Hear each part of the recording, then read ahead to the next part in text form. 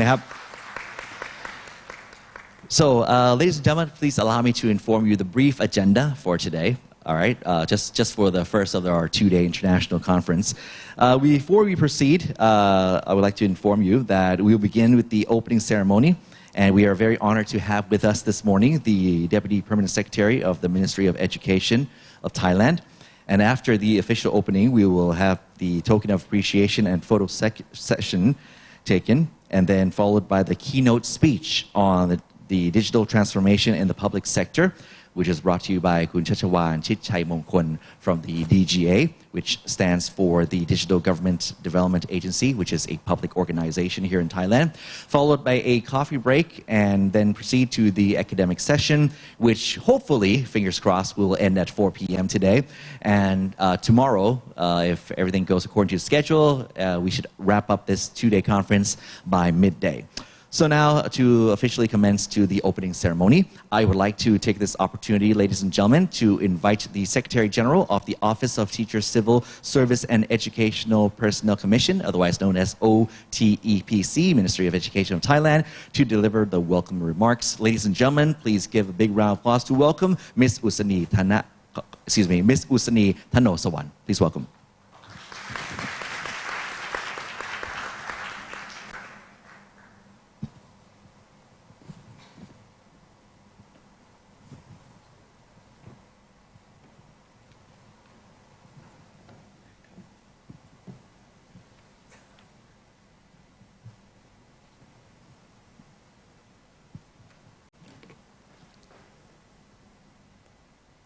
Ms. Duriya Amata Vivat, Deputy Permanent Secretary, Ministry of Education, distinguished guests, ladies and gentlemen. The Office of Teacher Civil Service and Educational Personnel Commission, or OTEPC, or OTEP, the Thai Ministry of Education takes responsible for the personnel administration of teachers and educational personnel throughout Thailand. Very pleased to host the third international meeting on the personnel administration of teachers and educational personnel between the 1st and the 2nd August 2019 in Bangkok, Thailand. The previous two meetings was firstly arranged in July 2016, focused on teacher and educational personnel administration. In the second meeting in July 2017, the topic was specified on career path advancement. And this meeting, the topic will be different according to the global trends of human resource management by using digital technology, which will provide opportunity for official ASEAN from ASEAN member states, the Republics of India, and Japan to exchange knowledge, experiences, challenges, and lessons learned from the digital transformation in personnel administration system of teacher and educational personnel and strengthen our relationship and networks of teacher and educational personnel administration among participating countries. OTEP believes that integration among regions provides us greater opportunity to work closer and to share knowledge and experiences. Nowadays, every country faces a common digital imperative. Thus, the power of digital technology becomes more effective, innovative, and disruptive. On this occasion, I wish to express my sincere thanks to the Ministry of Education of ASEAN member states, namely Kingdom of Cambodia, Laos People's Democratic Republic, Malaysia, Republic of the Union of Myanmar, Republic of Philippines, and Republic of Singapore, plus the Republic of India and Japan for their kind cooperation. I also wish to convey my warm welcome and thanks to all delegates and participants who are here with us today. In closing, may I invite Ms. Duriya Amataviwat, Deputy Permanent Secretary for Education, to deliver an opening address. Would you please?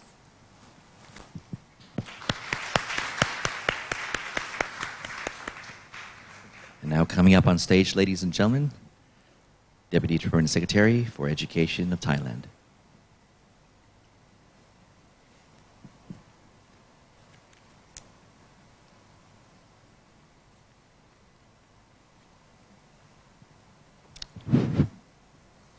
Sawadee. Good morning, everybody. Distinguished delegates from some ASEAN member countries, plus two dialogue partners, Japan and India.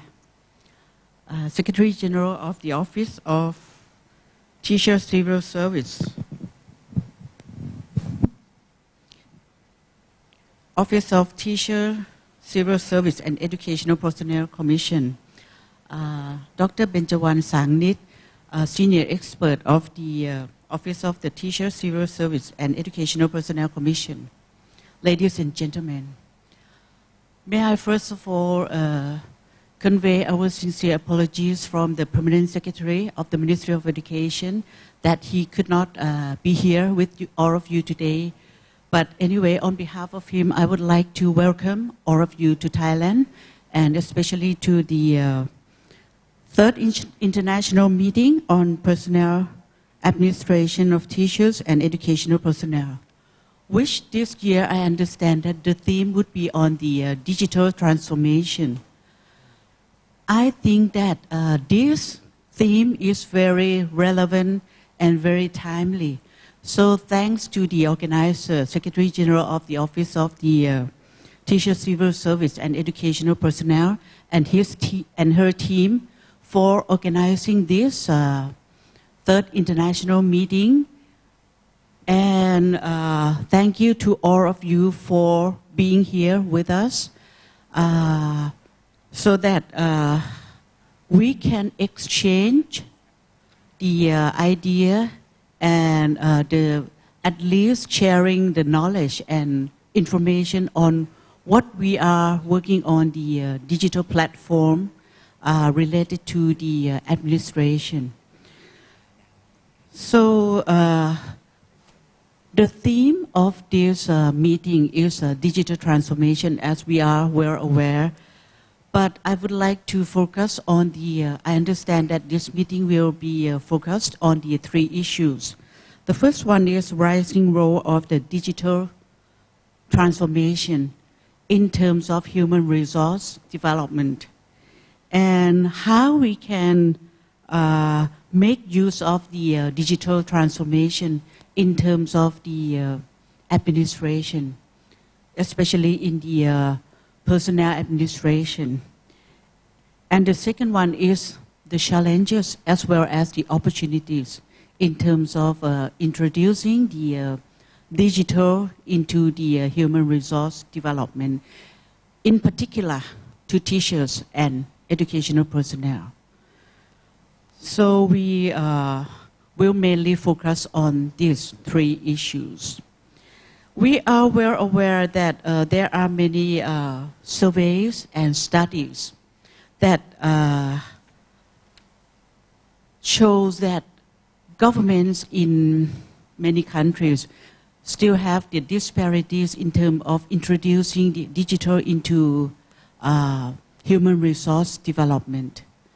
So I think this is the timely and good opportunity for all of you to share what you have done and you will do in terms of introducing the digital platform into the what we are working on the teachers and educational personnel administration. And of course, in education sector, this digital platform is very important to all of us. We have to admit that these years, I mean, in these 5 years, we work a lot on the digital related issues. However, we haven't been using the digital much in the administration, both general administration and in particular teachers personnel administration. So this is very timely and we cannot avoid introducing the digital or technology in the administration. And of course, in the education sector, we cannot work alone. We have to rely on the experts in technology, innovation, and those who are very keen on the digital and both in terms of the hardware and software and also some applications. So this is a kind of a combination for all of us here to understand how we can bring into use into the our benefit on administration. Of course, digital platform is now becoming a necessary means of administration. And as the educators, I understand that all of us here, most of us here are educators, but some are very keen on technologies, but some are not. So that is why we have to bring in the two issues together so that we can make use of the digital or technology or new tools in terms of the administration. And what can we achieve will be giving a chance to discuss on what you are doing, and perhaps you can comment or suggest what we can do together. So this is a good time for you. Today's meeting is not too long for you to exchange, so please make use of the time that you will have for this 2 days meeting. On behalf of the Ministry of Education of Thailand and on behalf of the Secretary General of the Office of the Teacher, Civil Service and Educational Personnel, I would like to thank you, all of you, and please make use of the 2 days meeting as much as possible in terms of developing the digital platform into introducing digital platform into the teachers personnel. And I understand that perhaps next year we might have some related issues to this year's topic. But please focus on challenges and opportunity, which I think it's very important for all of us here, because this is, we cannot avoid that the AI or the technology will be relevant or at least linked to what we are doing in terms of administration. So please make use of today's meeting as much as possible, and please also enjoy the time in Thailand, and thank to the organizer for bringing all of you here, which is to this hotel in particular, because this is right in the center of Bangkok, where you can, you know, if you turn left, you find some shopping center, and you turn right, you can have another shopping center. You can go anywhere in 4 directions. So Please enjoy your time in Bangkok as much as possible. Thank you once again, and on behalf of the Ministry of Education, welcome all of you once again to Thailand.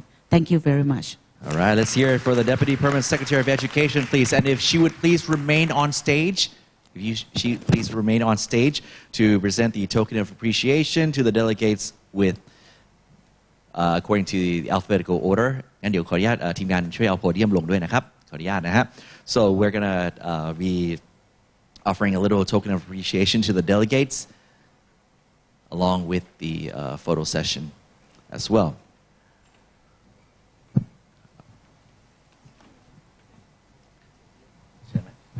Okay, I also like to invite on stage to join Ms. Duriya Amatawiwat. Please welcome on stage once again, Secretary General of the Office of Teacher Civil Service and Education Personnel Commission, OTEPC, Ms. Usani Thanosawan. If you please come up on stage to join. And starting in alphabetical order, as I mentioned, I would like to start with our delegates from Cambodia. So please welcome on stage Mr. Sorirak Singh and Mr. Chandara Om. If you please come up on stage. Mr. Sorirak Singh is the Chief Office of Human Resource Development, Personnel Development, Ministry of Education, Youth and Sport, while Mr. Chandara Om is the Deputy Director of Information Technology Division, Ministry of Education, Youth and Sport of Cambodia.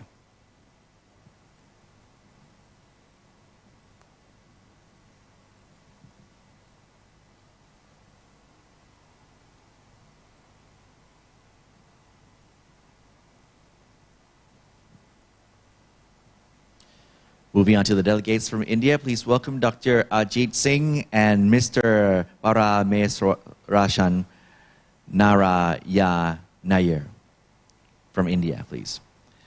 Dr. Ajit Singh is the Assistant Director of RIFD, All India Council for Technical Education, and Mr. Parameswaran is the Advisor of the Department of Higher Education, Ministry of Human Resource Development.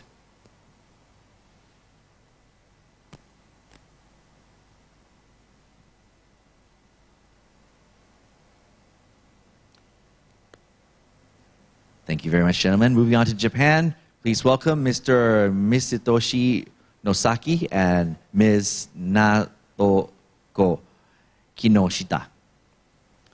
Mr. Misitoshi is the Officer of Financial Affairs Division, Elementary and Secondary Education Bureau, Ministry of Education, Culture, Sport, Science and Technology of Japan, and Ms. Satoko Kitoshita is the Officer of Financial Affairs Division, Elementary and Secondary Education Bureau, Ministry of Education, Culture, Sport, Science and Technology of Japan. Next, I would like to invite the delegates from Laos. Please welcome Mr. Somsak Intason and Mr. Intawong Manithong. Mr. Somsak Intason is the Head of Department of Faculty of Natural Sciences, National University of Laos, and Mr. Intawong Manithong is the Deputy Director General of the Department of Organization and Personnel, Ministry of Education and Sports of Laos People's Democratic Republic.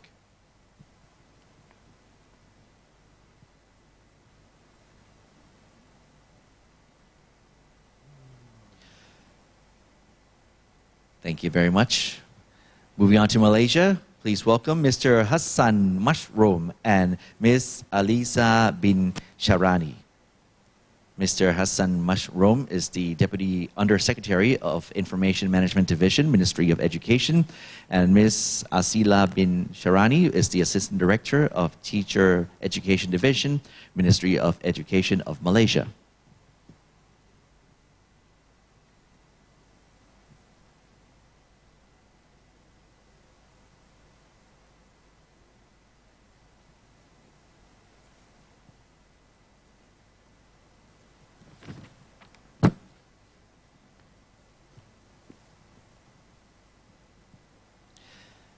And now the delegates from Myanmar, please welcome Dr. Mo Tandaji and Dr. Tida Ang. Dr. Mo Tandaji is the Pro-Rector, Administration and Research from the Department of Administration and Research, Myanmar Aerospace Engineering University. And Dr. Thida Ang is the professor of the Department of Law, University of Mandalay, Ministry of Education.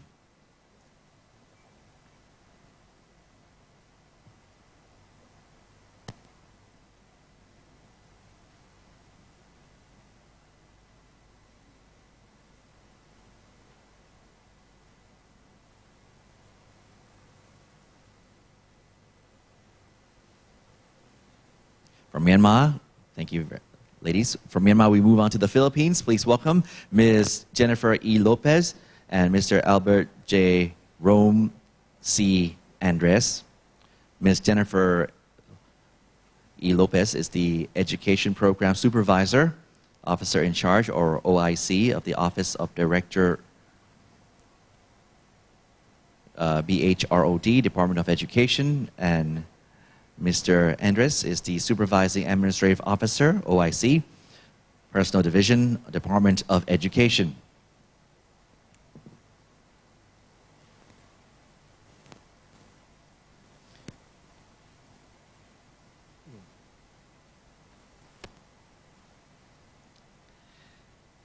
Thank you. From the Philippines, moving on to Singapore, please welcome Ms. Tan May Anna and Ms. Heng Miao Ern. Ms. Tan May is the Deputy Director of the Learning Partnership in Educational Technology, Educational Technology Division, Singapore's Ministry of Education. And Ms. Heng Miao Ern is the Assistant Director of Technologies for Learning, Educational Technology Division, Singapore's Ministry of Education.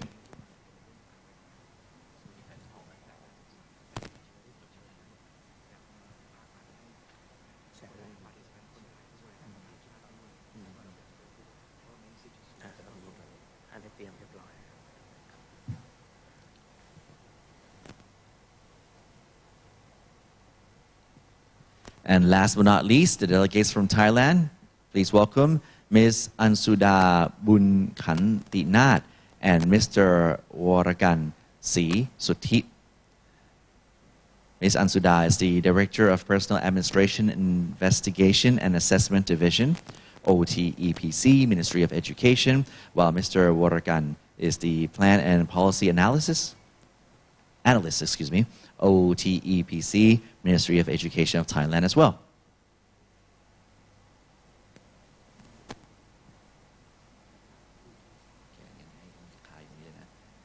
And if the four on stage would please remain on stage, as I would now call on all the other international delegates, if you would please join your colleagues on stage for a group photo session, please. จะให้เอาของที่ระลึกขึ้นมาด้วยไหมฮะหรือไม่ต้องเนาะ Okay, just leave your souvenirs at your tables, please. And just you, yeah.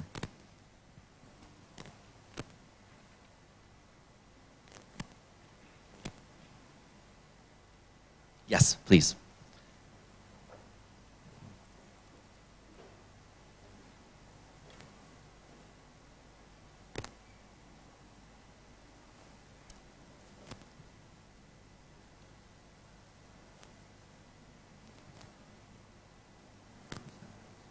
Okay, so let's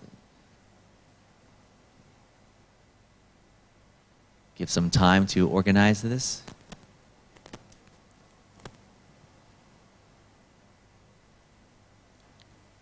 If you please place your left shoulder behind the right shoulder of the person next to you and vice versa for the other side of the stage, please.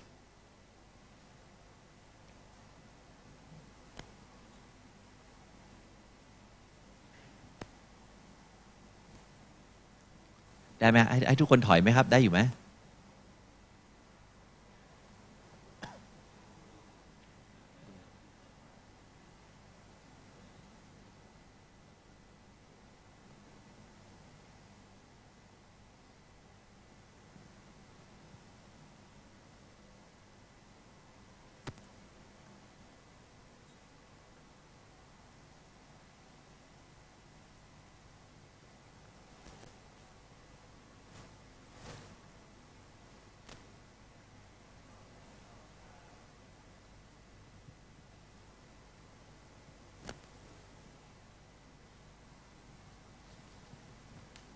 And after the group photo session of the international delegates, we will then invite the executives, experts, and professors from Thailand to come up on stage.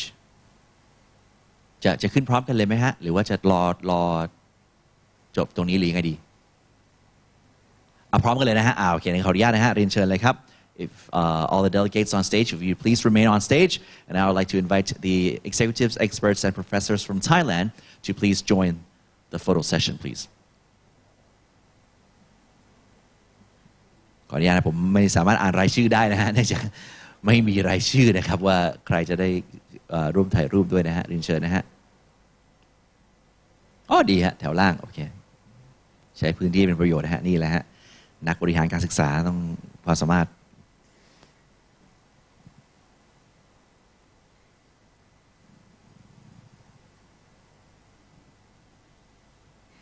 กระจายไปทางด้านซ้ายมือของเวทีสักนิดนึงนะฮะขออนุญาตครับ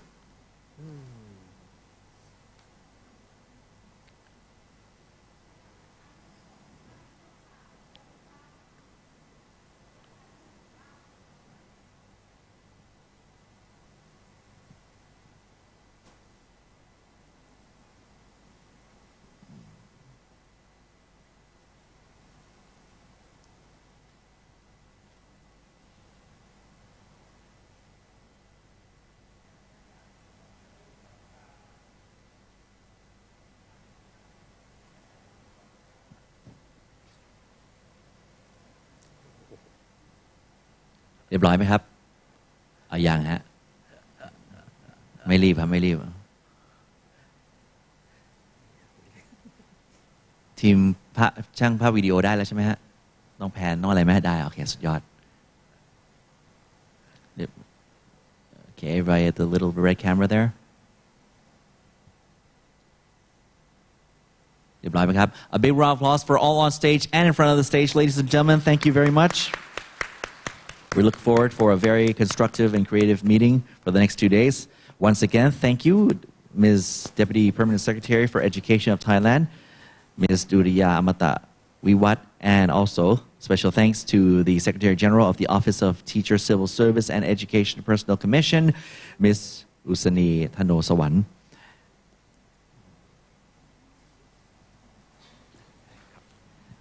And that, ladies and gentlemen, wraps up the opening ceremony. And we move on to another interesting topic from another very interesting individual. Ladies and gentlemen, the person I would like to invite on stage is the Vice President of the Corporate Strategy, Business and Planning of Digital Government Development Agency, Public Organization, otherwise known as Thailand's DGA. He has extensively experience for more than 22 years in technology, telecom, e-commerce, fintech, and digital government. And he will be coming up on stage to deliver the keynote address. So without further ado, ladies and gentlemen, please join me in welcoming Mr. Chachawan Chitchai Mongkon. Please welcome.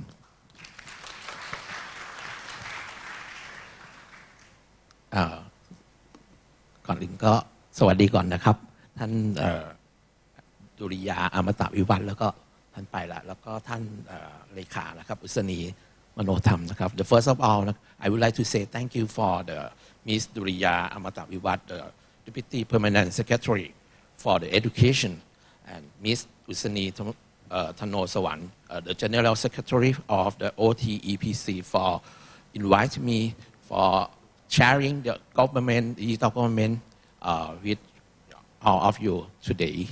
So, okay. Secondly, I would like, ladies and gentlemen, I would like to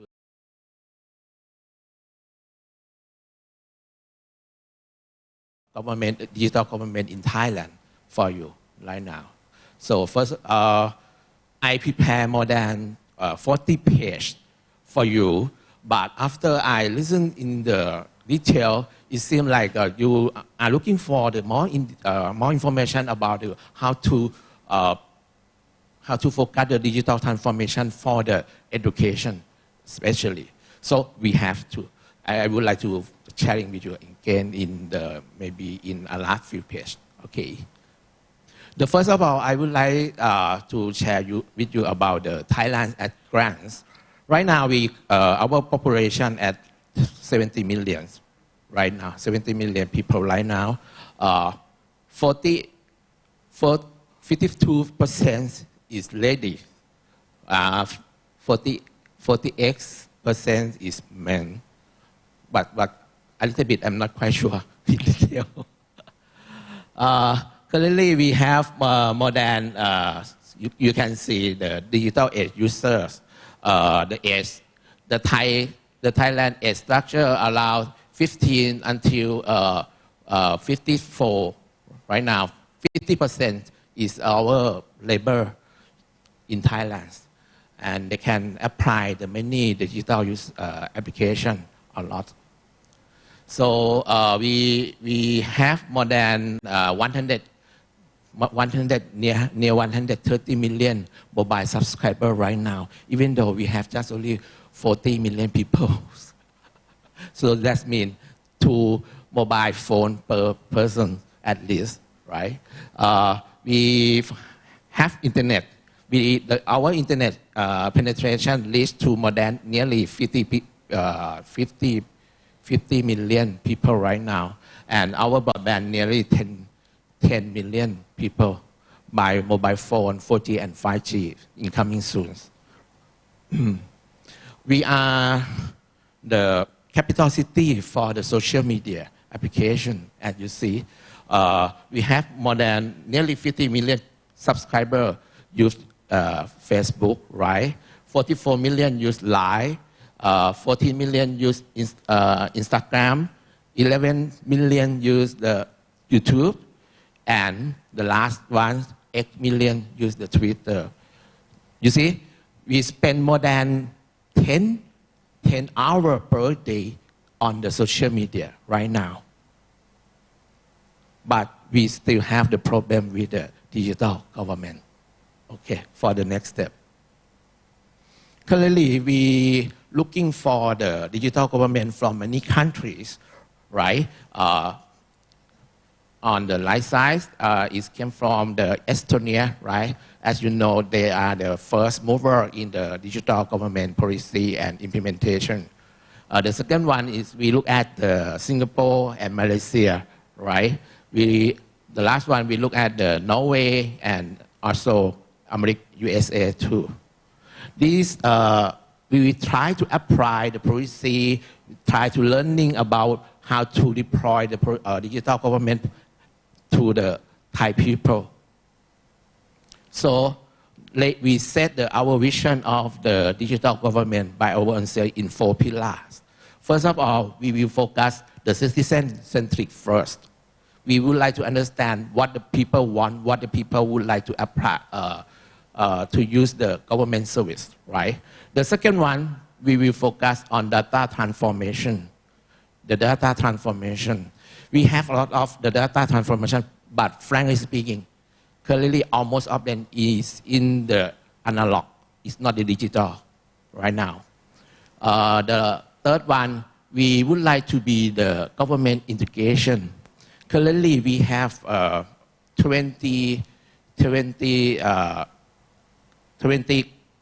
government department, right? And we have more than 450 agencies. But we cannot do all the sharing the information together because we don't have exactly the real data network to sharing more in detail together. But we are trying right now. The last one, it seems like a smart operation. That's sure. We have a dream to provide a one-stop service for all people by the mobile phone, by the smart kiosk, by the website, even though by any application if you can access. But by the way, currently we have more than, as I know, more than 300 mobile applications right now for the government only. But they never integration together. This is a big issue for the Thailand people. Currently, we set up the development goal and indicator at the 3 steps. First of all, we have 4 goals, 5 safety and 8 egg indicator. We said a lot. We said a lot of the strategy. We think about how to transform the digital government staff from the existing situation, how to change their mindset, and we would like to propose the infrastructure for them, even though the government intra-network, secure intra-networks, something like that, right? And we would like to propose the government chat application for all of them too. But, you know, they still use Line because they enjoy the Line more than the government chat application right now. In the term of the strategies, we would like to propose the, sorry, let me see about, I cannot see. Evaluating the citizen quality of life first. The second one, we're looking at the enhancing the capacity of the business sector and competitiveness, right? And the third one, we're looking at the increasing national security and public safety. The fourth one, we're looking for the improving government efficiencies. And the last one, we look at the developing the capacity to support government service. But almost of them, currently we found that they still use the paper. We proposed the paperless policy and campaign to them in last year. And we found that we have only around 80,000 government agency can support the paperless.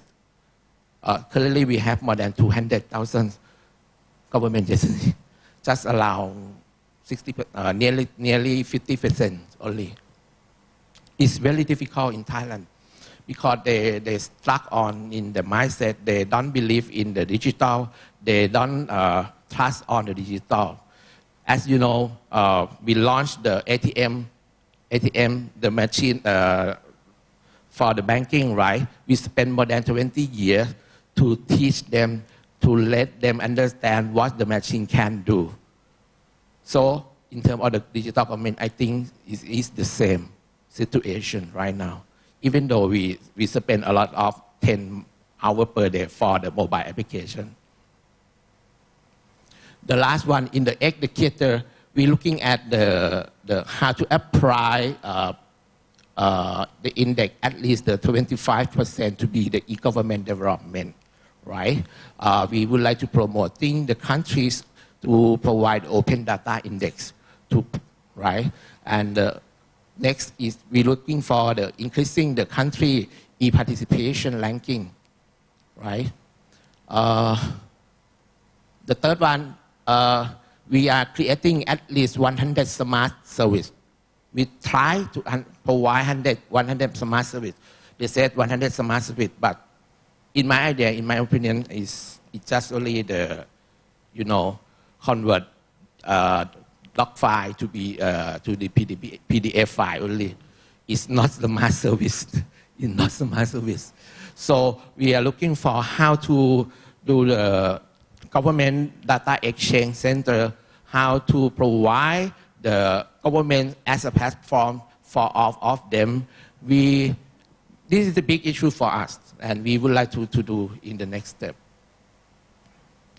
Okay, currently we have a draft of the Thailand Digital Government Development Plan at least 5 years. We have 5-year plan. We prepare for the government integration, smart operation, citizen-centric service, and driven transformation right now. We prepare, even though the public welfare, labor, education, health, we prepare for the agriculture, tourism, investment. We prepare for all, everything, plan, strategy, process.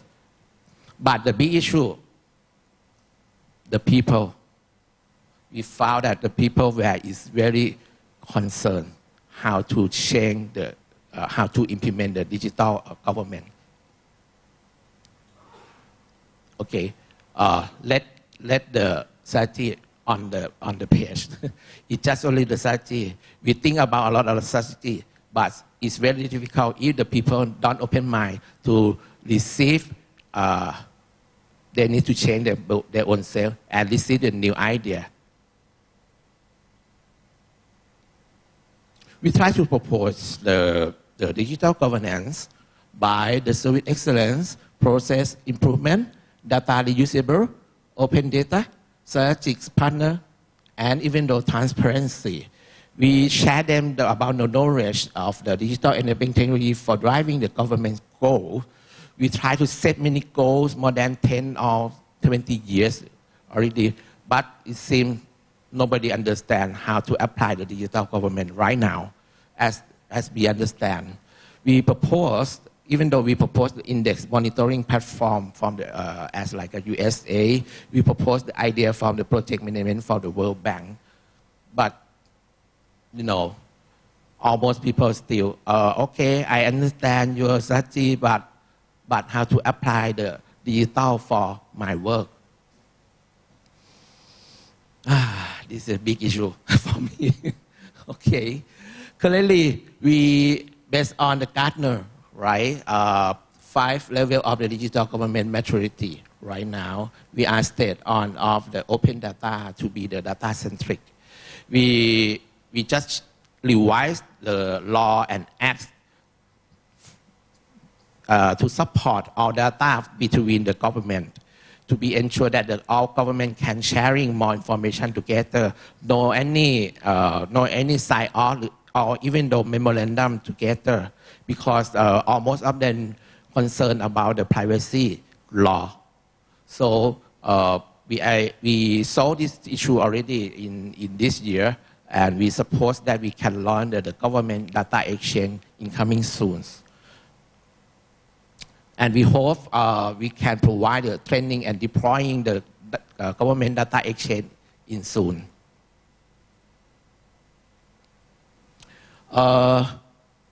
This page, we would like to focus only 3 areas for the principle of the digital public administration and public service delivery bill. Right? First of all, digitization, change from the analog to digital service. So we found a lot of them spend a lot of money to keep the paper in the analog. How to convert the paper to be the paperless. So this is a big issue for us. The second one, integration that we solved by the law already, right? To let them sharing more information together. And the last one, we hope to provide the open government data for all. Currently, we launched the application website www.govspending.go.th already to sharing the information of the government budget, spending cost, something like that. You can check more information from these websites, but it's just the first step. Okay, last year we just launched the application, the Citizen Info application. You can download from the App Store right now. This application provides at least 5 areas. First of all, we provide a map for the people who would like to contact the government office.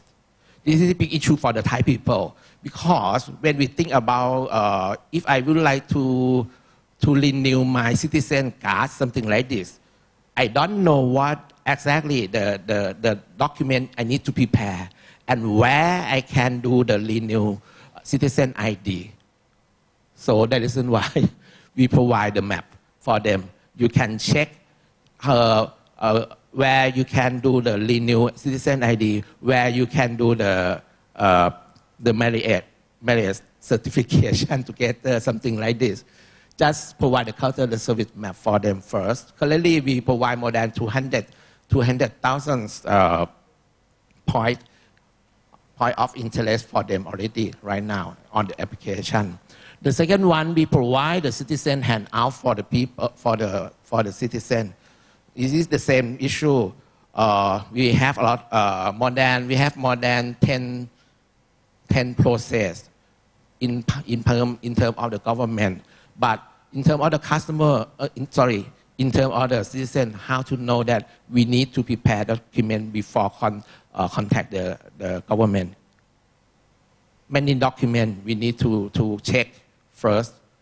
In the upcountry, we found that some old man spend more than one day to contact the government office because they need to prepare the document by copy the document, looking for the document from some guy who can sign off on you, something like this, and looking for some document from the banking, something like this.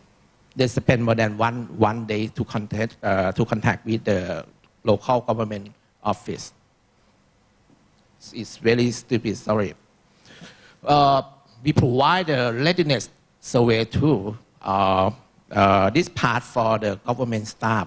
We ask them about, are you ready to change your own mindset already? Right now, what is your process can do without the paper, something like this, and what's the paper or the checklist that people you need to prepare in advance before contact with you. So we can provide more information based on this application too. The fourth, we provide the government data exchange right now, but it's just the first step. You can check the citizen ID, you can check the house ID, you can check your company ID, something like this. But you cannot check your something like your girlfriend's information, something like this, because this is concerned about the privacy, right? We prepared some application right now, but the big issue is how to tailor-make the process for the privacy law. This is a big concern for us. The last one, we provide the customer satisfaction survey too. We say there's citizen feedback. If you contact with the local government agency, right, you can feedback the star to them too. Good, bad, or very well, something like this. And we will keep this score to report to the Prime Minister. So that means we can fault all the local government agency right now based on this score report. I think so. I think so. This we can, right? We provide a campaign, the funny campaign for the people, the actors. This is a funny actors and funny actors to share the knowledge of the application, because almost all Thai people love the funny content, something like this.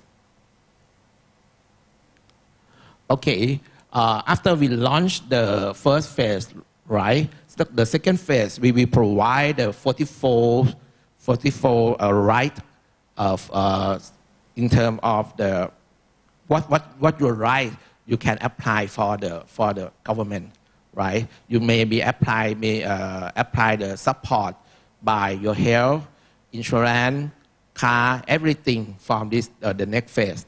The last phase, we will provide the information about the transcript, even though the document that issued by the government to you only, and the government staff cannot copy this information from you. We would like to control it by your own self. So this page, we would like to say that currently we provide the one-stop service center right now, right? We provide the application and website. We provide the government kiosk. We try to propose the more information to with the citizen and business right now, but it seems like not clear in terms of their requirement. We are looking for more in detail with them and try to design the new application for them. How to useful for you, what is the information that you need, what is how many times you contact with the government, something like this. We learn about your life cycle too. We would like to provide the e-service integration, such as like electric license something like this. You can submit the e-form. You can submit the e-form for your health, your any welfare and under the e-service, right? And the last one, this is we have the big issue. The many governments would like to share the information together, and currently we are designing in detail of the reference data and the format to share together right now. So that's sure after we got more information right, we can provide the report to the Prime Minister and Cabinet to make the decision, any campaign that they want. So finally, they can do like online campaign with the people directly, something like this. Okay, this page, we learn a lot of the policy, planning, government strategy, a lot of things we do. We provide the digital infrastructure for them, such as like standardization, certification, government secure internet, government cloud for private and public service, right? We provide the government unified communication. We provide the government data exchange, one-stop service, even though the open and connected data for them too. In terms of the law and acts, we try to revising the obstacle consolidation and amendment, right? We improving the agency regulatory review and including the holistic regulatory reform too. But the last one, we found that the big issue is people. We propose currently DGA, Digital Government Agency, provide the training for all staff, government staff too. We provide the curriculum, many curriculum for them, but we found that it's not answered exactly what they want. They still doubt about our curriculum, and they ask us, hey, you need to provide me more detail about my own focus only. They never focus the other business area, something like this. But we say that you need to understand first how to apply the digital application, how to change your data to be the digital data, something like this, before find out the solution or focus on your own business. This is a big issue for us. So we must to provide more and more information to set up their own mindset, something like this. This is a big issue for us. Currently, we provide the in-house e-learning platform, in-house training and seminar. Even though we coordinate with the HR development agency of Thailand to provide a new career path, improvement and reform, right? Even though provide the KPI and award for them, give them the incentive for them, how to, if you apply the digital law and rule into your department, we will give you more score, something like this. And the last one, digital transformation KPI. That means you need to improve your process too. Right? Okay, about the people, currently we found that currently we provide the Thailand Digital Government Academy or TDGA. There is a training center for under the DGA and providing digital literacy, digital knowledge, and digital transformation for all the Thai government agency. But currently, we can do only 10,000 per year. But you see, we have our government staff 3 million. If we can convert just only 10,000 per year, so how many years we need to spend for convert them 3 million guys to be the digital user? This is a big issue for us. So we provide the course, training, seminar, and e-learning. We provide the content such as like a video, document, and even though the speaker to share the all knowledge, right? We provide the partnership and the networking such as like a public sector, private sector, and local and international university too. This is we are doing, right? Issue and concern for the in terms of the people, we found that we have only 10 guys to support the training. Just only 10 guys to support training. That is a big issue for us. We have limited resource of and capacity to training all of them, right? The second one, we concerned about the compliance policy and inconsistency because it depends on the government too. They would like to change in detail. So we need the continuous detail and make sure that the all improvement got the support from the government and the other agencies too, right? At the third, new mission and lack of knowledge support, right? We found that currently new curriculums require supporting the knowledge of laws and new paradigm of the digital government service too. Because we have more than 10,000 process, but how to apply just only one process for them in terms of the application is very difficult, and we need the time to decide, right? The four, we have a problem about the training fee guideline for the government agency because no standard of the appropriate government training fee at this moment, and coordinating with the many agencies whom is concerned right now because it depends on their own budget too. Some agencies have a limit budget. Some agencies have a lot of budget. So it's a big issue for us too, because if we would like to do like a digital transformation course, we need to spend more than 100 hours. And in 100 hours, we need to spend more than cost for you something like press and food, and even though the hotel accommodation, something like this, is not cheap for the digital transformation in Thailand. The fifth, we focusing on the branding and the national awareness. Because in terms of the Thai government don't allow us to do like marketing communication, they just allow us only the press release. So the big issue for us is how to sharing. Currently we have the training center right now.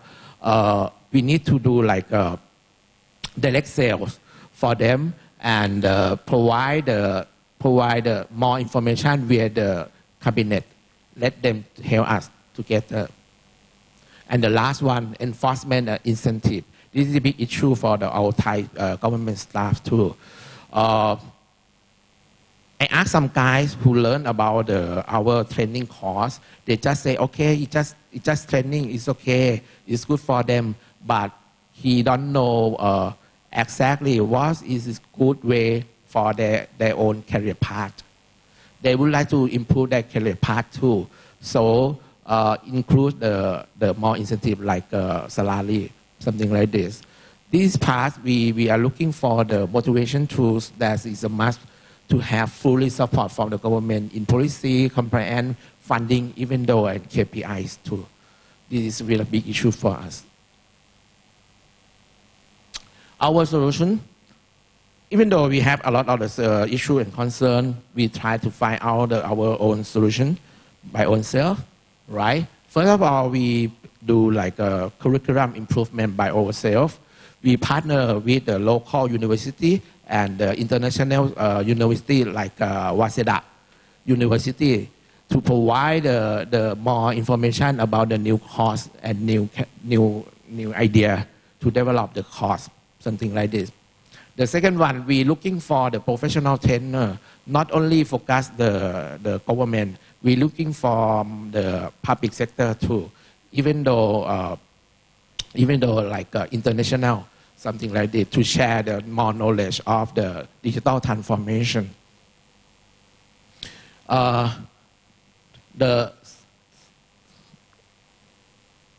The third, we provide the tracking and evaluating the result with the government agency too.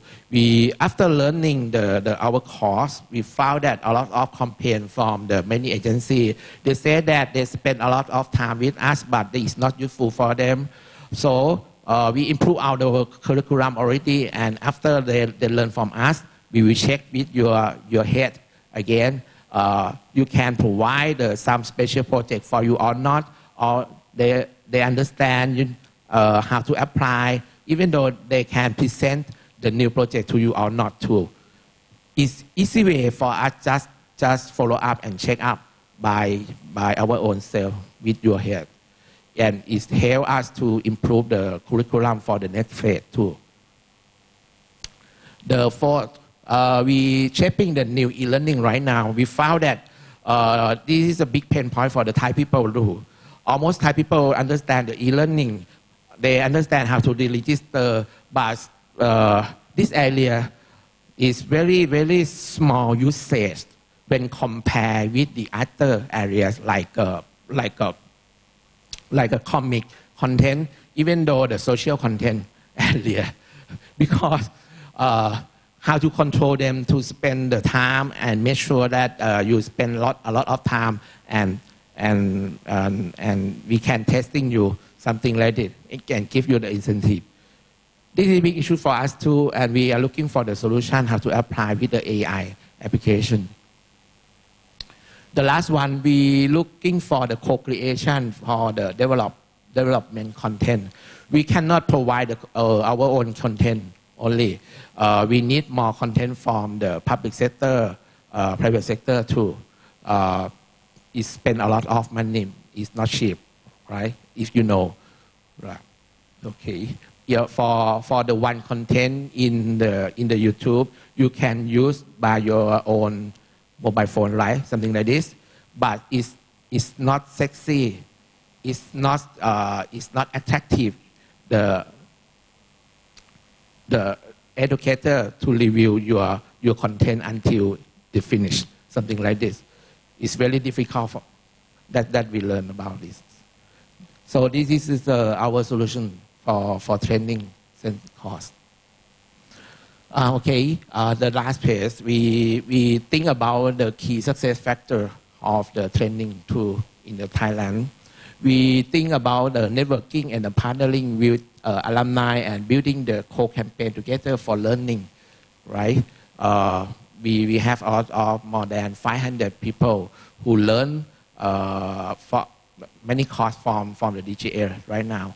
And we would like to set up something like a party or meet up together, build some social network, social engagement, something like that to build the party together. The second one, we're providing the digital learning directory platform for co-creative social learning. We cannot provide the own content. We are looking for the partner who provide the content creator, even though the public sector to private sector to can help us, right? We looking for the promoting the success practice in many agencies and coordinating alumni for long-term brand awareness. This is we think about this and let them share like enjoy your reward. You can sharing your successful with the other guys. So it's your proudly present, right? Something like this. And we might provide you some award for you from the Prime Minister, something like this. The fourth, creating the strength of the TDGA by digital program of leaders developing leaders. We not focus only the training course from the professional or even though by our own self. We are looking for, we try to invite Deputy Prime Minister, something like this, to help us to be the coach in some course too.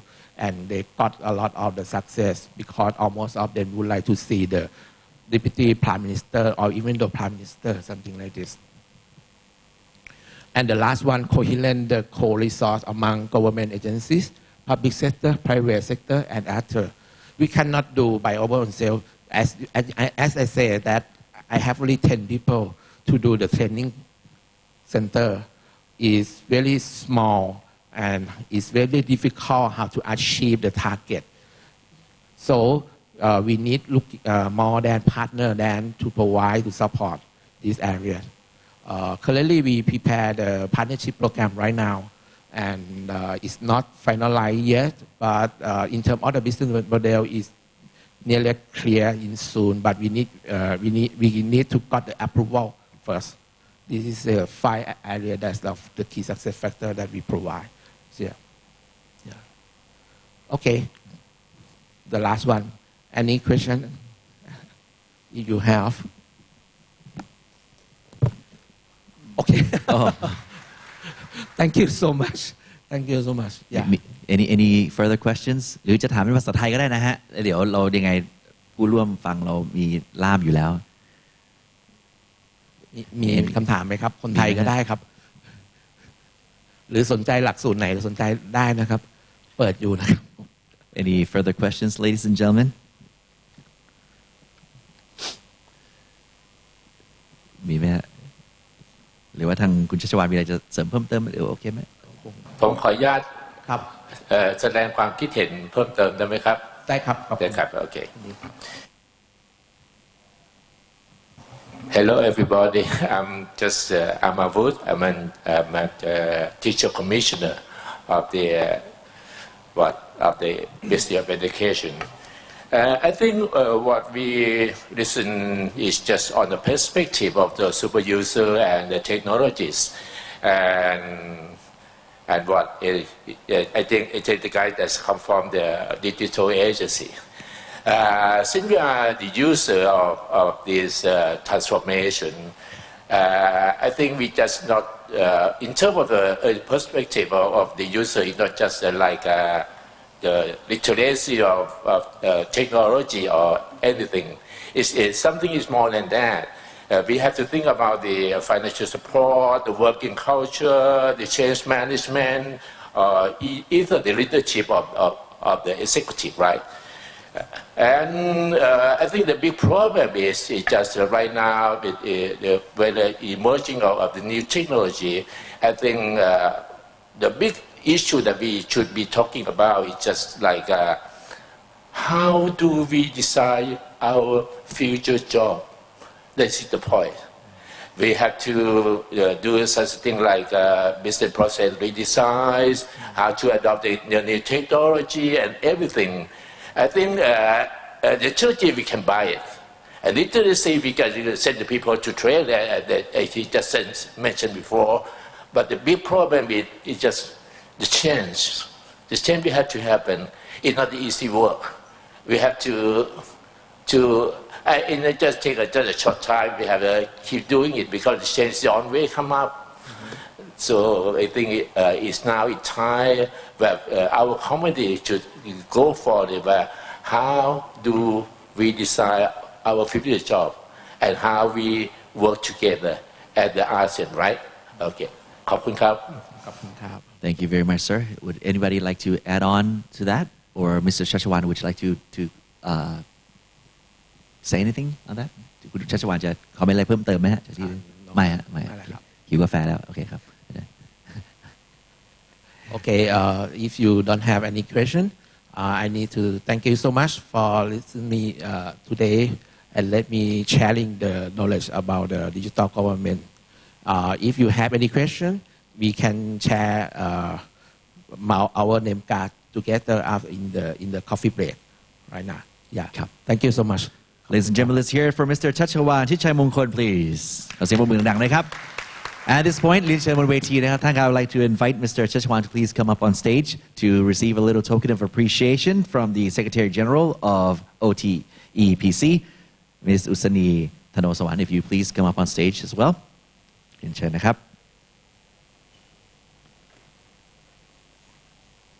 So that was a very interesting topic on digital transformation in public sector. Thank you once again, our keynote speaker, Mr. Chachawan Chichaimongkol, Vice President, Corporate Strategy, Business and Planning of the Digital Government Development Agency, or DGA of Thailand.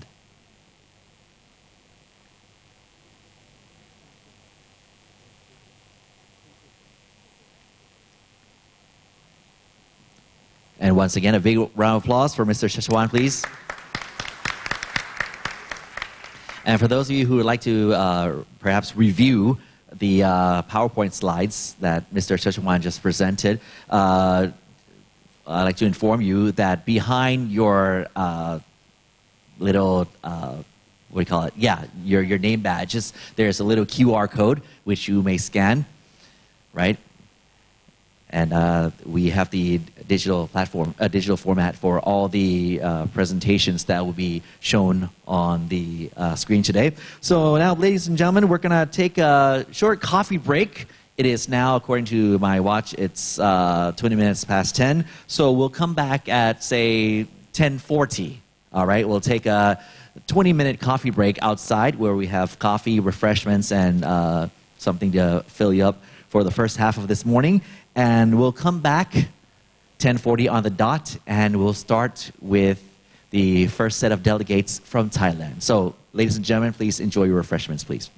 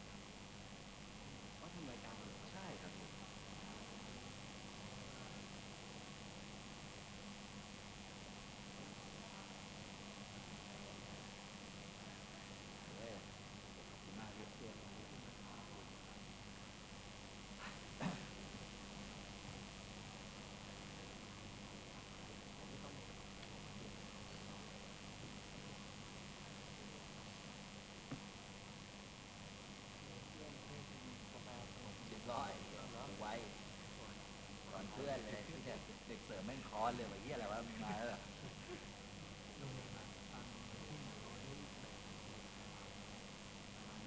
เอาเหี้ยบุฟเฟ่ต์หรืออะไร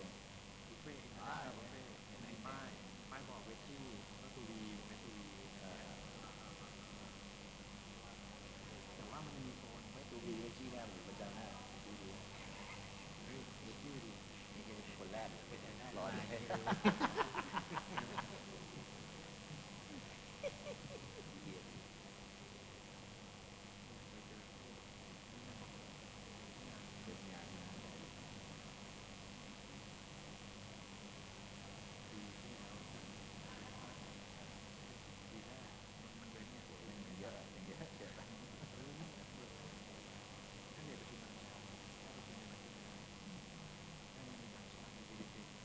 งั้นอยู่ร้านเราเด็ก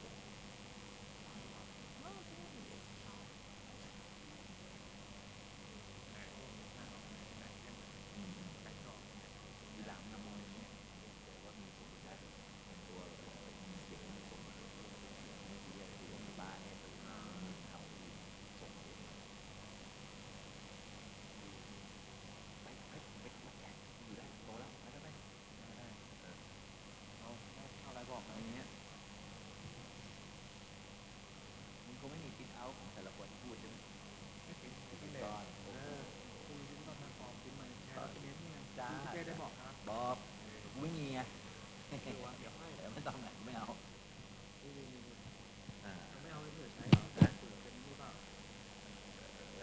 เฮ้ยครับแล้วพวกนี้มันจะเป็นแบบนี้แหละใส่กันไม่ใช่ไหม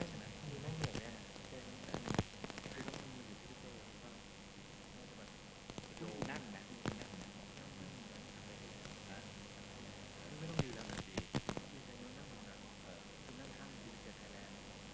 นั่นนะไม่เอาหรอกอย่างนี้ดีแล้วเช็คไลน์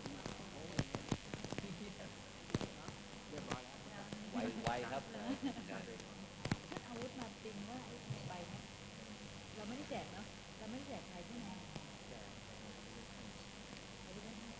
บอกให้เราถามว่าไม่ได้แจกเพราะว่าเขามาติงก็ตีแทนไม่ได้ผิดกฎหมายดูที่เข้าใจอ๋อหมายถึงว่าเอาอีเมลให้คนทั่วไปไม่ได้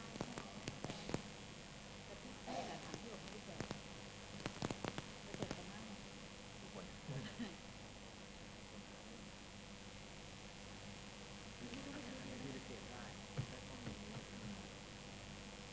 อยู่ในไอ้ QR code ใช่ไหม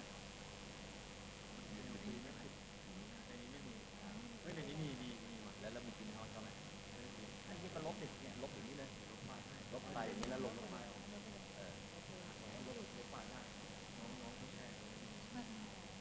เด็กก็นั่งข้าง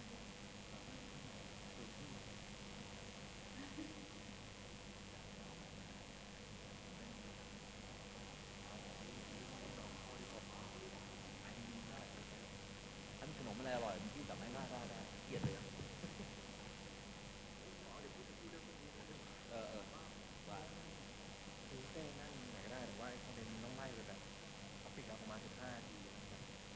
คุยเรื่องนี้แล้วพยายามหาจุดเชื่อมโยงคือแต่ละ3 ข้อเนี้ยไม่เชื่อมโยงกันอันนี้ภาพกว้างก่อนคือ the rising role of digital ก่อนใช่ไหม SR ก่อนว่า SR คือคนนั่นคือแล้วก็ how can digital SR can facilitate all ASEAN คือมันสามารถช่วยเรื่องกันได้ไหมอะไรเงี้ยแชร์กันได้ไหมแล้วก็ challenge ที่มีอะไรบ้าง แล้วนี่กูต้องลากถึงเที่ยงเลยนะ ไม่ถึงหรอกถ้ามันจบเร็วก็จบ10 โมงเลยเหี้ยไป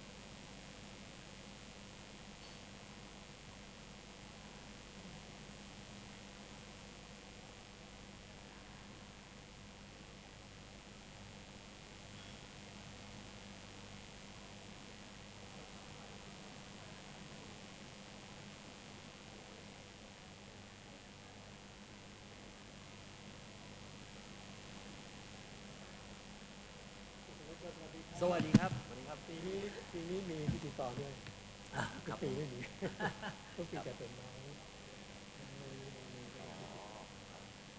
ปีก่อนรู้สึกว่าไม่ค่อยจะเป็นอ๋อครับอ๋อ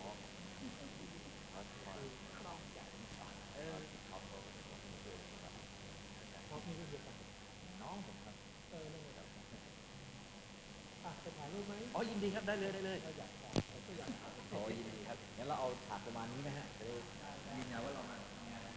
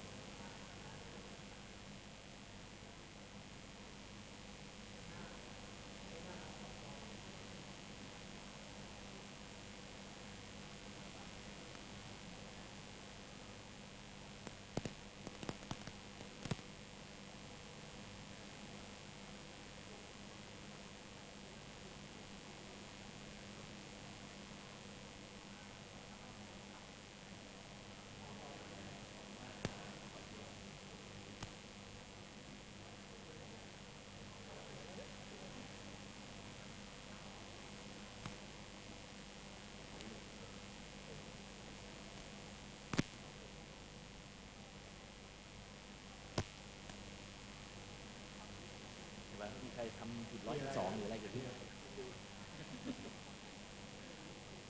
มาจับใครเปล่าวะนี่ของคุณรู้เลย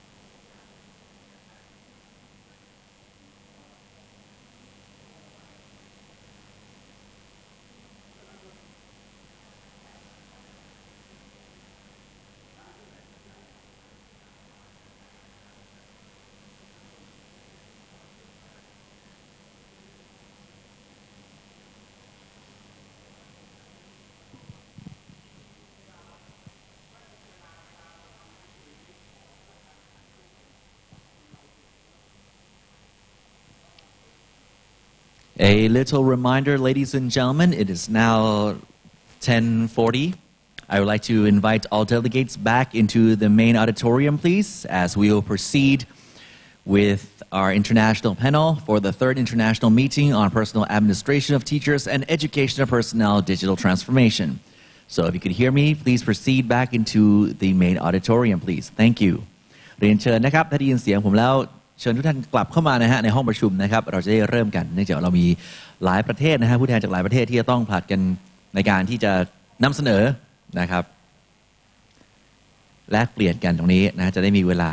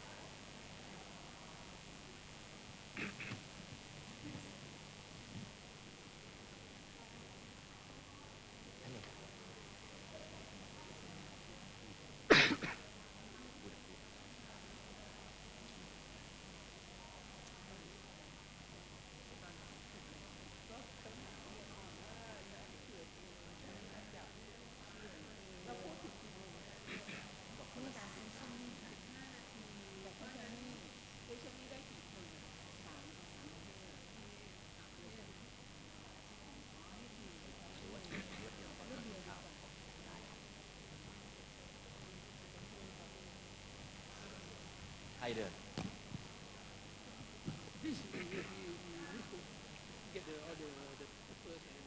The papers is in digital format, so already it's already uploaded. Yes, paper aside. Okay, thank you. Everything okay? All good? Yes. You need the what? In alphabetical order. It's up to you guys. Typically, you could sit here and use the pointer, or if you want to go on stage, that's fine. Maybe it's more comfortable for most of you. Let's see. It's up to you. You can go on stage.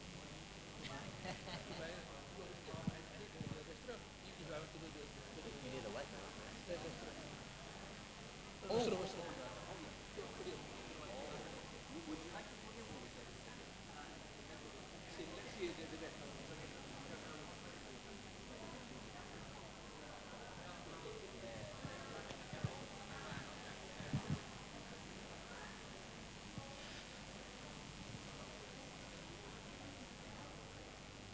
All right, welcome back, ladies and gentlemen, to the third international meeting on personal administration of teachers and educational personnel. Now, just a little clarification. I'm sure you saw the security personnel, soldiers and police in front of our little conference room. There's nothing to be worried about. Just that in a few days, Her Royal Highness Princess Mahachakri Sirinthorn will be attending an event here at this hotel. So, you know, the bomb disposal unit and everything, all concerned parties are here just to check their little protocol. So we're all here. Nobody's arrested, just to be safe. All right. Okay, now it's time for our very creative and constructive meeting. We're going to be offering the stage, the panel to the first three countries based on alphabetical order. But first, we're going to start with Thailand as the host country. So after asking and reconfirming with the Secretary General, we're going to have the three countries present their researches and findings and present their achievements first, and then we will then open the stage for Q&A. All right. So without further ado, ladies and gentlemen, each set of delegates will have 10 to 15 minutes to present, and then hopefully we will be able to wrap this up before midday, where we will then be heading to lunch. ขออนุญาตทางทีมไทยพร้อมไหมครับพร้อมนะฮะโอเค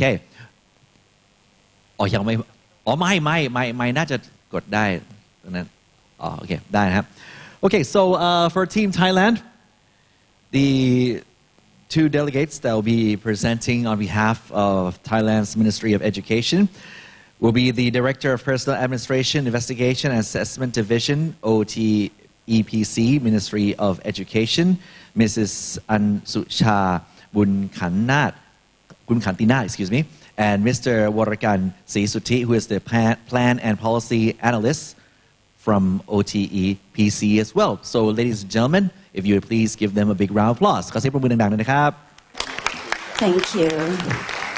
Okay. Good morning, ladies and gentlemen. Hope you all had a good flight to Thailand, and I wish you to have a happy moment while spending your time here. Okay, I'm Ansucha Bunkhantinat, and together with me, Kun Warakan Sisuti. Yes, it is such a great honor for both of us for being here as a representative of teacher of this Office of Teacher Civil Service and Educational Personnel Commission or OTEPC to share experience, thought and idea about digital transformation in personnel administration system for teacher and educational personnel. By the way, before I talk about education transformation, let me briefly introduce the Office of the Teacher Civil Service and Educational Personnel Commission or OTEPC. We are the governmental agency that responsible for the personnel administration of teacher and educational personnel.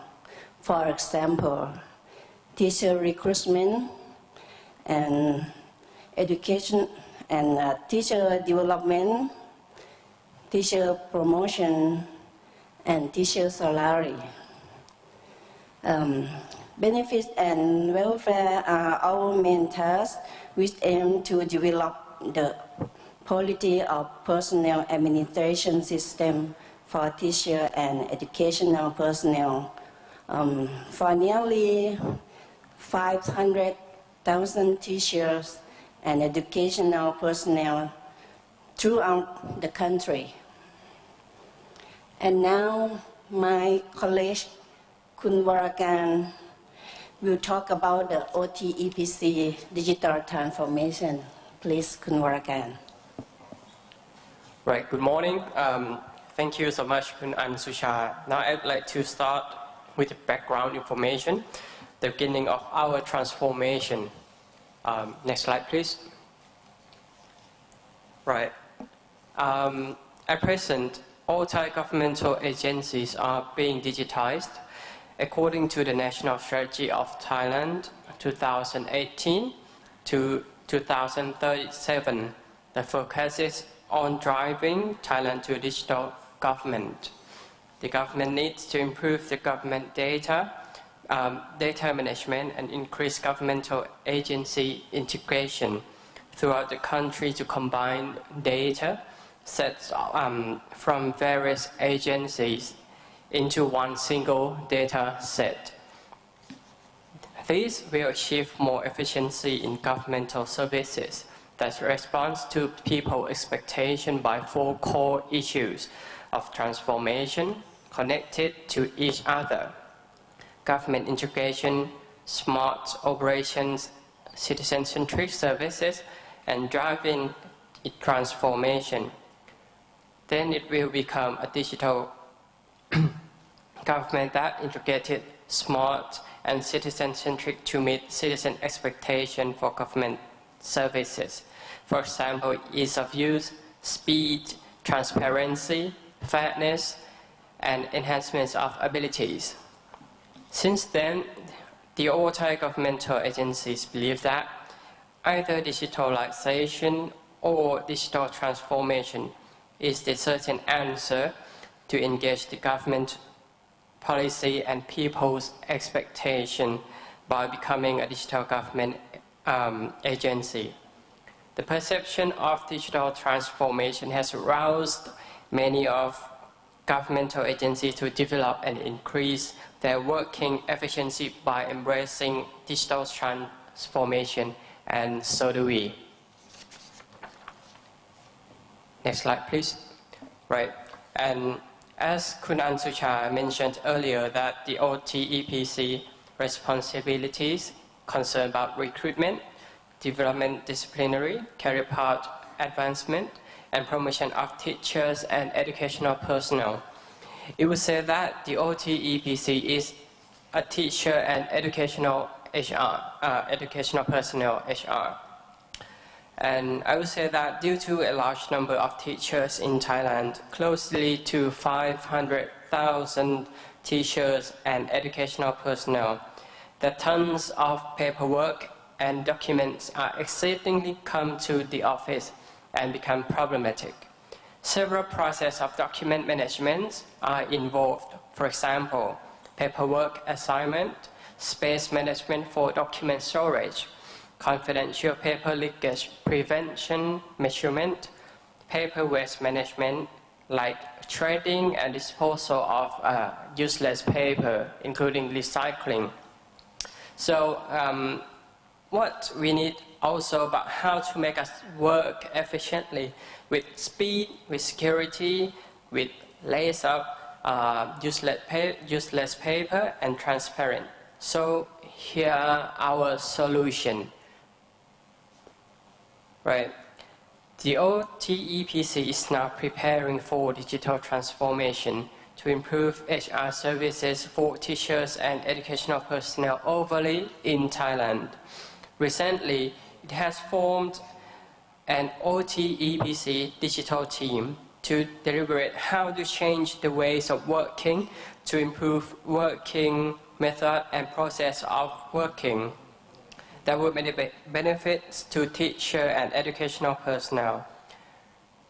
As you can see that the aim of the formation of the OTEPC digital team is for aim to increase working efficiency, to improve working method and process, and try to got new ideas from new generation and young blood staffs with digital and technology skills.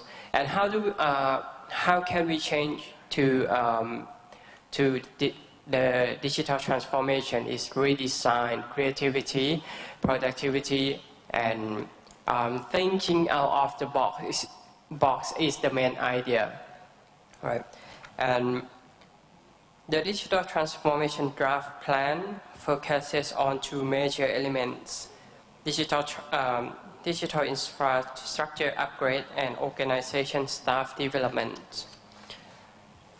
For the first thing is digital infrastructure is the first thing to think of. The OTEPC paper-based processes should be transformed into either digital processes or workflow by using good data servers and data analytic tools. All teachers and educational personnel data like profile data of salary, position, promotion, career path development and experiences, for etc. must be linked and connected all together into one data tank. This would be helpful to make it easier for the OTEPC to manage all teachers and educational personnel through Thailand. Since all necessary data are ready to be used, no need of paper submission, nor mailing massive of documents to the OTEPC, which results in reduction of paperwork and less time consuming on related procedures. Furthermore, teachers and educational personnel who want to check their personal profile themselves from any place, and we'll talk about the system in the next slide. However, digital infrastructure is useless if the organization staff are neither skillful nor conservative. The OTEPC staff need to develop their digital skills to be open-minded to eliminate conventional working method. Digital technologies are easily approached but the challenge is how to use them with full capacities. Now, the OT EPC is raising their digital transformation awareness among the staff to make them prepare for new things that are coming to change their working process, to make them feel that their work will be much easier if they adapt themselves to digital transformation. Right, and next slide would be the framework that the digital system that we have been used. I've given this stage to Kun Ansucha to explain for furthermore details. Thank you, Kun Orakan. Okay, jump to framework. Through the government has issued the National Strategy of Thailand between 2018 to 2037. In 2018, to drive Thailand to digital government is ICT, innovation, creative and technology. It was luckily that in the past few years, the OT EPC has continuously developed and applied to information technology system to support the operation for teachers and educational personnel, and also to support the organization itself, because we are aware that using information technology is very important to increase work efficiency with security and up-to-date data. We have started information system development for teacher and educational personnel administration project, so-called registration of personnel record electronic system, or it's called OTEPC 16 electronic. Are you wondering about 16? May I explain to 16? 16 is the Teacher Days of Thailand. It's 16 January. Okay, jump to this system. It started piloting at Chiang Mai Primary Education Service Area Office 2 since 2009. And in 2011, we developed the project to cover all 225 service area office. The system development is divided into 4 phases. The first phase is preparation of database management system, or DBMS. And the second phase, we develop the human resource management support system, or HRM. And the third phase is development of data analysis system for human resource development planning, or HRD. And then the final phase is e-service system and data exchange, which is now developing. Now you can see how the system. Okay, next. Okay, Chen. Thank you. You can see that look like on the screen. It contains the record primary individual data of teacher and educational personnel in database system, which benefits as an evidence to carry on HR process for fewer errors and no need for paperwork. There are 20 basic data items which the teacher had to fill in that the first time, and the teachers' data will be updated every year. However, the system needs to be future developed. Its infrastructure such as data server and related hardware, including software tools that's used for data analytics.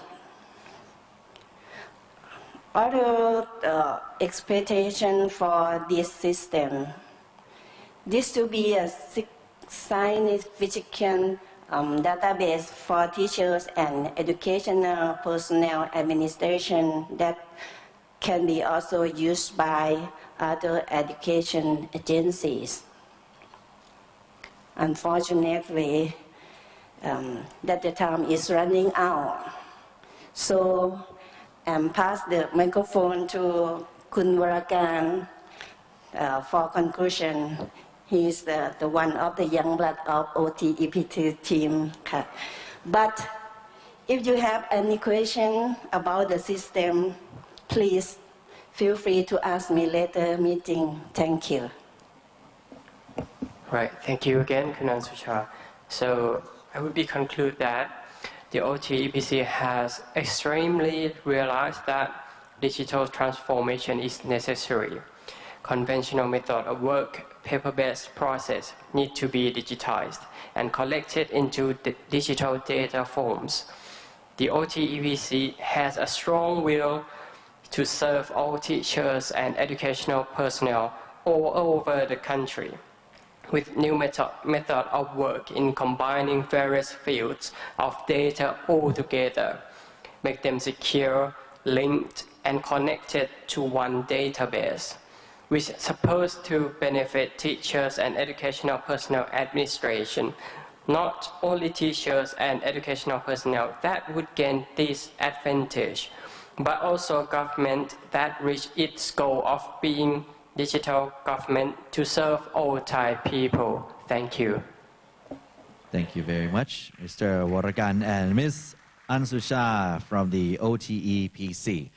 And as we mentioned, that the Q&A sessions will be at the end of our third set of delegates presentation. So we're going to move from now on in alphabetical order. So we're going to go to the Kingdom of Cambodia. So I believe Mr. Sorivak and Mr. Chandara are now ready. So the stage is yours.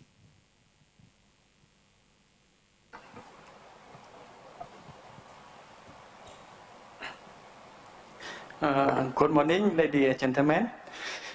Thank you so much for organizer that organize everything for us to join today.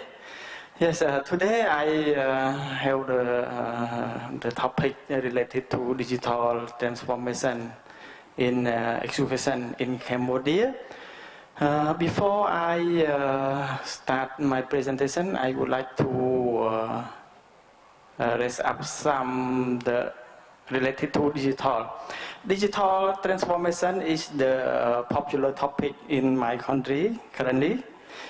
Because the government draft the digital economy, so all ministry in Cambodia must be changed. Because if the government change to digital, so ministry must to change also. So before to the changing to digital transformation, I would like to raise up some data in Cambodia.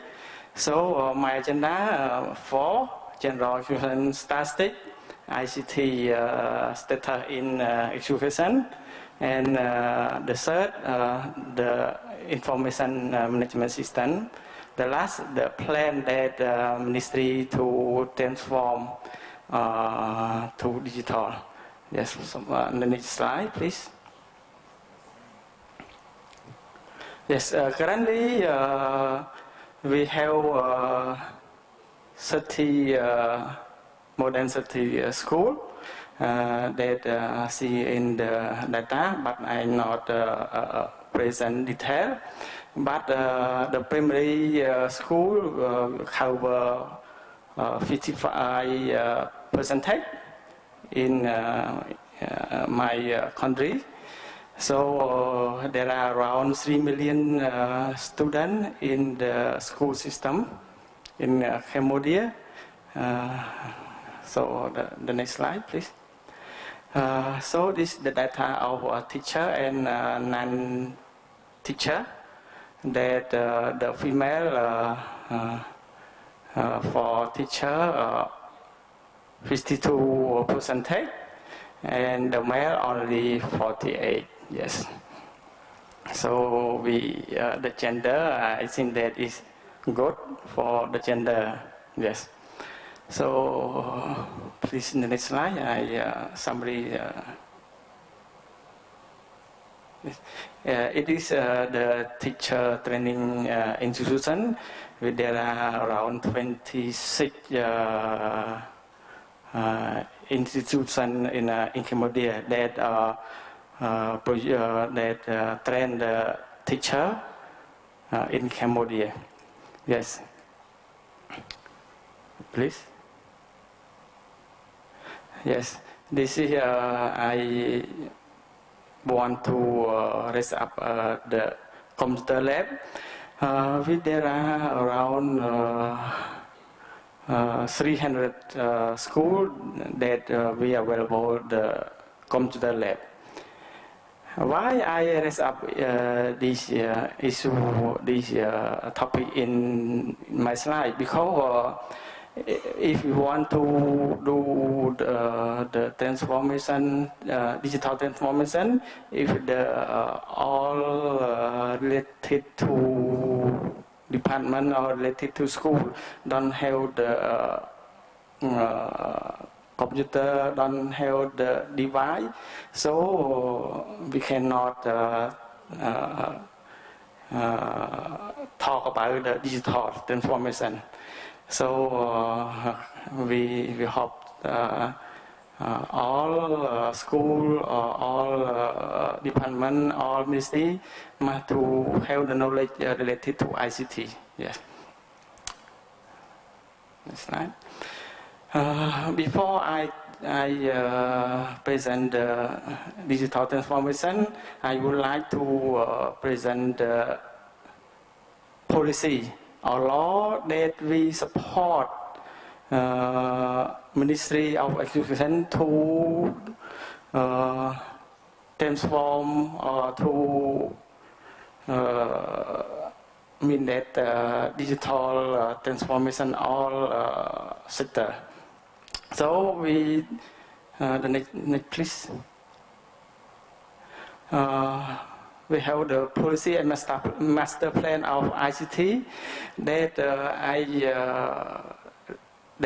in the policy we focus on to use ICT, increase efficiency and effectiveness of school system. In the policy and master plan, we motivate all the school use the system to manage and to control all the data of school. So one of the policy to motivate to promote for using the system. And the next, please. And we have the policy master plan for ICT also that we use 5 years. That we focus on high education when we plan to expand the computer using to access information in high education level. And for the teacher training, we mentioned in the master plan we want to using video as the teacher education support material, mean that teacher should be used the video for teach to the student. Currently in Cambodia we use traditional teaching, mean teacher to present and explain that not use the technology to support the teaching. Okay, please to the next step, the next slide. We have also the HR and education sector policy that we mentioned in the policy. The first important we modularize the process of putting education personnel into full use data of electronic system. So I mean that in the policy is support to digital transformation. Yes, and the second point in the policy we also mentioned to use the EMIS system to control the data of teacher, data of non-teacher and student to improve professional performance also. Yes. So please, we have also ICT policy and strategy 2009 and 2019 and 23. That we have I raised up only I mentioned only 3 points that support to the digital transformation. The first strategy 1.1 adapt to integrate architecture for central ICT system. Yes. The second equip district and provincial execution office with the standard equipment. Mean we build infrastructure for ministry. Yes. The third, we use the evidence-based planning and resourcing by access to data, information, and analysis. So in the policy, we mentioned about the e-learning also, that we promote the online learning to student and to teacher. Yes, also, please. So now I want to show the current system that we use in ministry, my ministry. So we have a few management system, but I want to show you the system that we use for personnel and human resource. We have few EMIS and EMIS and ESMA and HRMIS. This system we control separate department in Cambodia, but we hope so to can centralize all the system in one place, in one system. Yes, please. Yes, I mentioned also for system.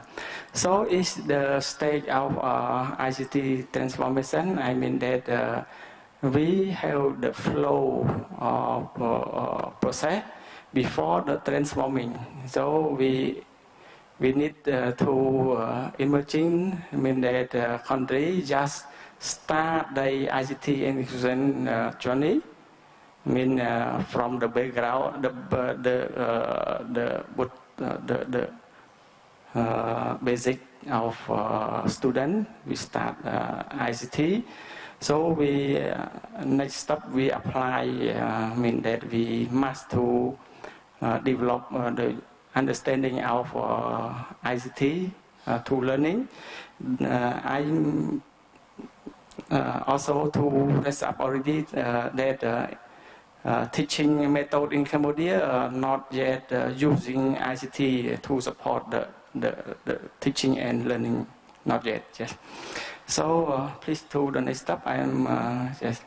So this is the plan that the ministry to prepare for digital transformation. So currently we use the system for computer-based only, not the online. So currently we study the online HR management information system. and we want to centralize existing system that can communicate each other. I mean, we have the separate system currently, so we want to centralize only one system, and we want to create the digital institution in Cambodia. Currently, in my ministry, we create the community for digital institution already. We work out to prepare or to motivate or to plan for digital education in Cambodia. The last one is the big challenge in my country, privacy and security information, because this is the big issue. If the privacy and security not strong enough, so we have the issue happen in my country also. Okay, thank you so much for paying attention. Thank you very much. Our delegates from Cambodia. And now in alphabetical order, and this will be the last set of delegates before we step into the Q&A and then proceed to lunch. And I understand that our representatives from India will be using the wireless mic. So please welcome Dr. Ajit Singh and Mr. Parameshwaran Narayanayar, please. Thank you. Your Excellency, Madam Deputy Secretary, Madam Secretary General, OTPC, other dignitaries from Republic of Government of Thailand, my counterpart from other countries, myself, Parameshwaran, and my colleague, Dr. Ajit Singh, from our side, good morning, namaste, sawadee-ka. And a word to the translators. I have a habit of running too fast. In case you find me too fast, just slow me down. Thank you. Well, I'm going to present here the digital initiatives that we have taken in the higher education sector in the country. We have the similar systems like for the administration and this thing. So this is a little different one, which I'm going into the specific systems per se. Well, a word about India, 7th largest country with about 3.2 million square kilometers. We are about little about 3,000 kilometers lengthwise and breadthwise. Well, we have 1.3 billion people and divided into 29 states and 7 union territories. Well, the higher education sector in the country, we have got 903 universities with about 40,000 plus colleges and 36.6 million students, of which about 79 to 80% are at the undergraduate level, 19.2 million boys and 17.4 million girls. And in the higher education sector, we have 1.3 million teachers, of which we are behind Thailand, of course. I think you have more ladies there, fair ladies here, right? We have 42% are female, right? So with this, let me go to why at all did we go for the digital education at all?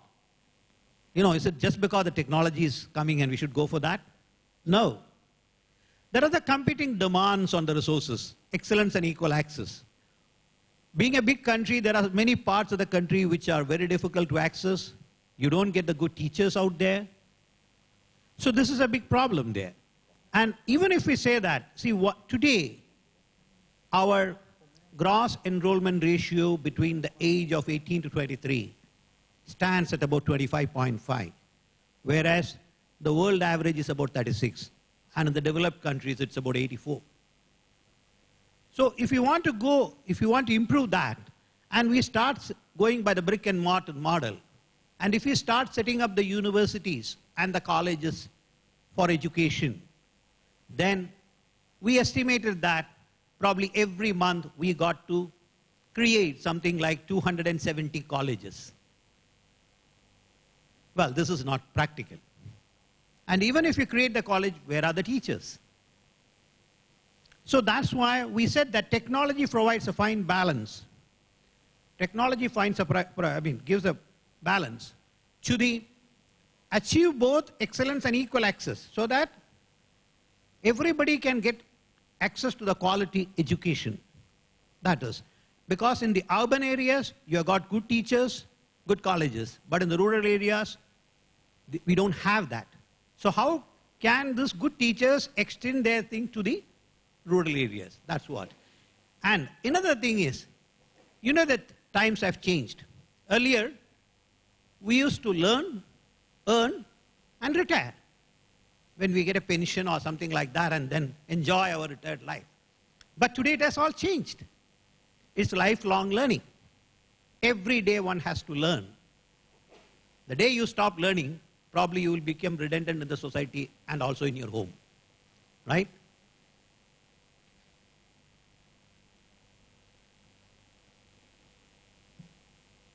Yeah, so we had started this project in the higher education on a national mission on education through ICT. There are a number of projects. I'll just concentrate on one of them and just mention the others.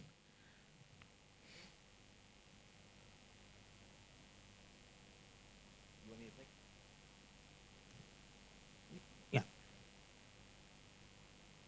Sorry. Yeah. The one is Swayam. That is the study webs of active learning for young aspiring minds.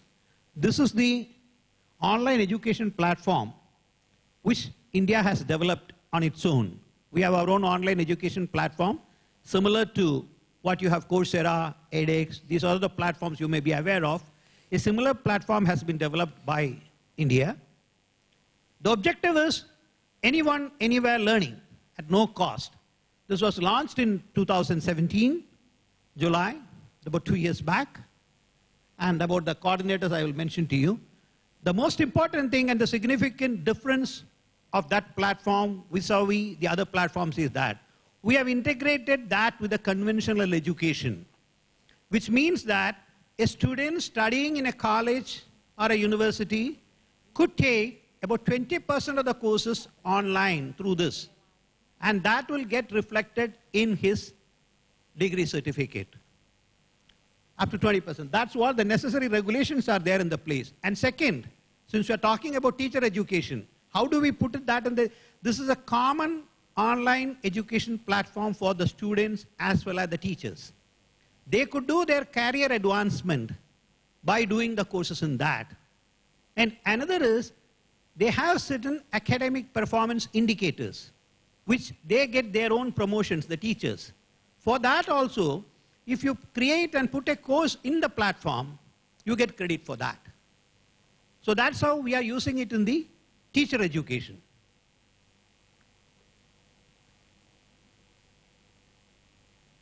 Yeah. You know that in any MOOCs, that is massive open online course, there are 4 quadrants in it. Here we are trying to mimic the classroom. The first quadrant is on the videos, quality videos. The second quadrant is on the extra reading material.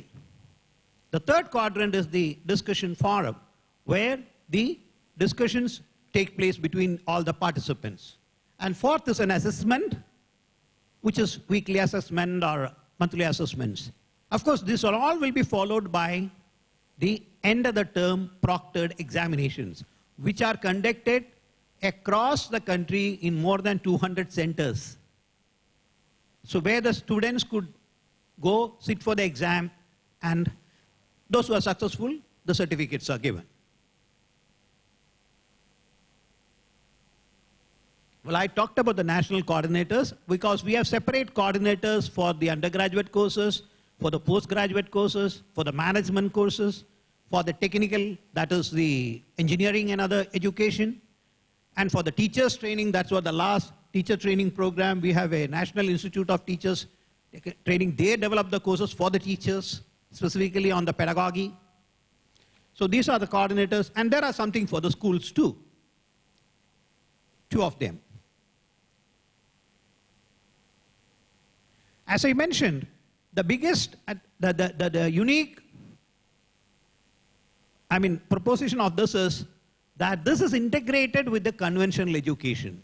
So that for that the necessary regulations or the law is in place where the student can opt for that, and up to 20% of the credits he can earn through online courses and get it reflected on his own graduate or undergraduate mark sheets. And teachers APA score, I mentioned about that. The biggest advantage what we have is that the teachers, about 42% are ladies, I said female teachers. They find it difficult to leave their family and go to another place and spend 6 weeks or 8 weeks for a training program. Now when we have told that you can do it through online, they find it extremely useful. They are liking it very much. So that they can be with their family, they need not go out, still they can do that. So that is becoming a big encouragement for them. Well, how to benefit from SWAYAM? Well, it can be offline or online, and it can be used in a blended learning or flipped classroom mode. There are a number of ways to use it. You can use in a blended mode or on a flipped classroom mode. The biggest issue is changing the role of the teacher.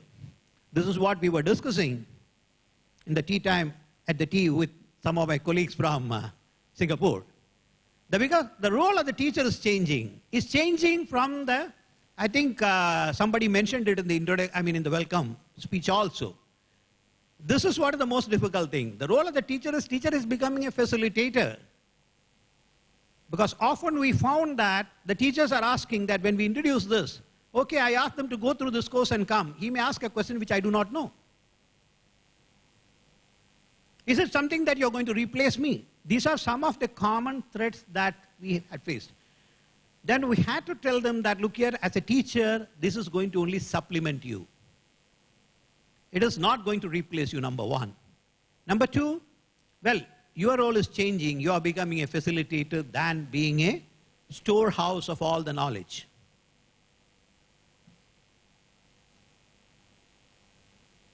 Well, this is what I did mention about we have an annual referral program in teaching, that is, we call it ARPIT. I did mention that there are about 1.3 million higher education faculty there. The courses are offered through SWAYAM. The whole idea is that training maximum number of faculty and to expose them to technology-enabled learning. The focus is on all the latest developments in their own disciplines, number one. Number two, new or emerging trends, then pedagogical improvements and method for transacting revised curriculum. These are the idea. End term proctored examination for certification. This again I did mention. These are used for the career advancement and also counted towards their academic performance. So that's a big encouragement for the teachers. In fact, recently we just concluded, there was a court order in which we were told to train 1.2 million elementary education teachers in 2 years. No way we could have done it physically.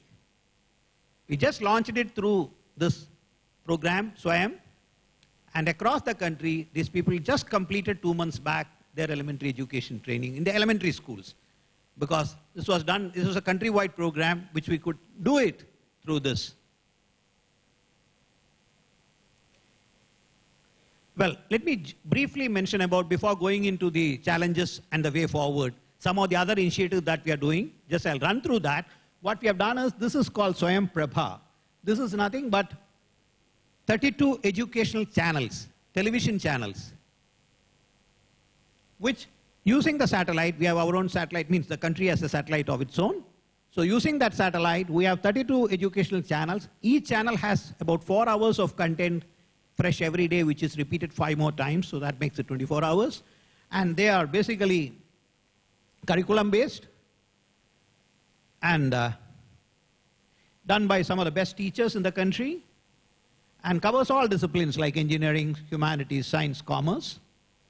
And in fact, especially some of the channels which we use it for training people for the competitive exams, like GMAT or GRE and all that, you know. Those channels are pretty popular, because otherwise the students have to shell out a lot of money for the coaching. So these are just the breakup of the channel, 32 channels, how they are going. And there's a portal in this which gives the program or the schedule of all the television channels, what they are going to telecast every day. That is there. And another thing is that we have signed an MOU with YouTube that what is telecast today will be available as an archival on the YouTube. So even if you miss your lessons for a couple of days, you can always go back to that and see that. So all those videos, all these programs are available on the YouTube.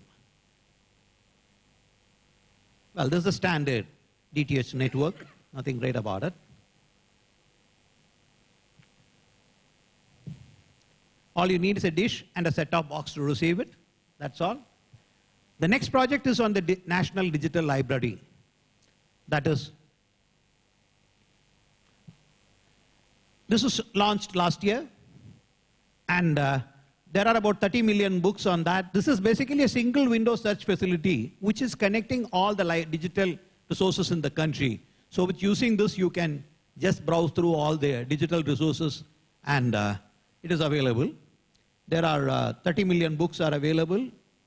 That is one initiative. Another is a robotics initiative, which we are promoting robotics in multidisciplinary engineering projects. This helps us set up, this is mostly in the technical institutions and the polytechnics. This helps them set up the laboratories and also do competitions on that and thus promote that. Then another is the last on this is the virtual labs, because when you go for online education, you have to have the practicals of the laboratories, the simulations. These are created in the form of virtual laboratories. The SWAYAM, when the courses are created, these labs are all linked to those courses. So that anything electricity or chemistry or physics, this kind of experiments are all created, simulated, so they are available as virtual laboratories. Now, let me end up by talking what are the challenges. The biggest challenge is orient the faculty to offer online courses. This is one of the great challenges we have. And I think when I discussed this in the break, I find that this is not to our country alone, because a professor could be a very senior professor, but you ask him to teach online onto a microphone in a studio. Well, things are different then. There you got to use all the digital boards and things like that. That is. Then, unlike in a conventional course, where a professor could offer out the course, offering a course online is a big challenge, because there is a team effort. Because you require somebody to create the video, somebody to answer all the discussion forums, somebody to evaluate the assignments. So there's a whole team of people that is required. It's not one person who is offering the course. That's a huge challenge. And last I said that accepting the changing role of the teacher more as a facilitator, that has been a huge challenge, which is facing. And what we are doing is, one is we are conducting extensive training programs on the online education, developing learner-centric MOOCs, because to retain the attention of the student is because if you look at the international statistics, it's only 10% of the students who register for the online course complete it. Across any platform in the world, that's a trend. More than 90% don't complete. So how to improve that? Then, how to use the open education resources, these are all assessment techniques, these are all ones. Then what we have done is, how to popularize it is that we have created something like 3,000 local chapters of the SWAYAM across the country in all the colleges. There, one of the faculty is motivated, and he becomes a single point of contact for the students. He encourages students, create awareness, ask them to join, help them go through the course, register for the examination. And for the faculty, the same thing. For the faculty, how to create the course, how to use the course. In fact, then we start off giving awards to them annually. That is, who is the best college, who is the best teacher, who is this thing, sort of motivate them. And we found that these local chapters work very effectively, because we are a big country, so that even to get the knowledge, the information across is a bit difficult. So these are some of the things that we have tried, and I would look forward. Before I end up, me and my colleague, we would like to thank the OTPC for inviting us here and sharing our experiences, and more for learning from others. Thank you very much. Thank you very much, Mr. Narayan Nair. Now it's for the Q&A session for the first 3 sets of delegates from Thailand, Cambodia, and India, respectively. Any questions? Yes, sir. Please start by introducing yourself a bit, and then your question, please.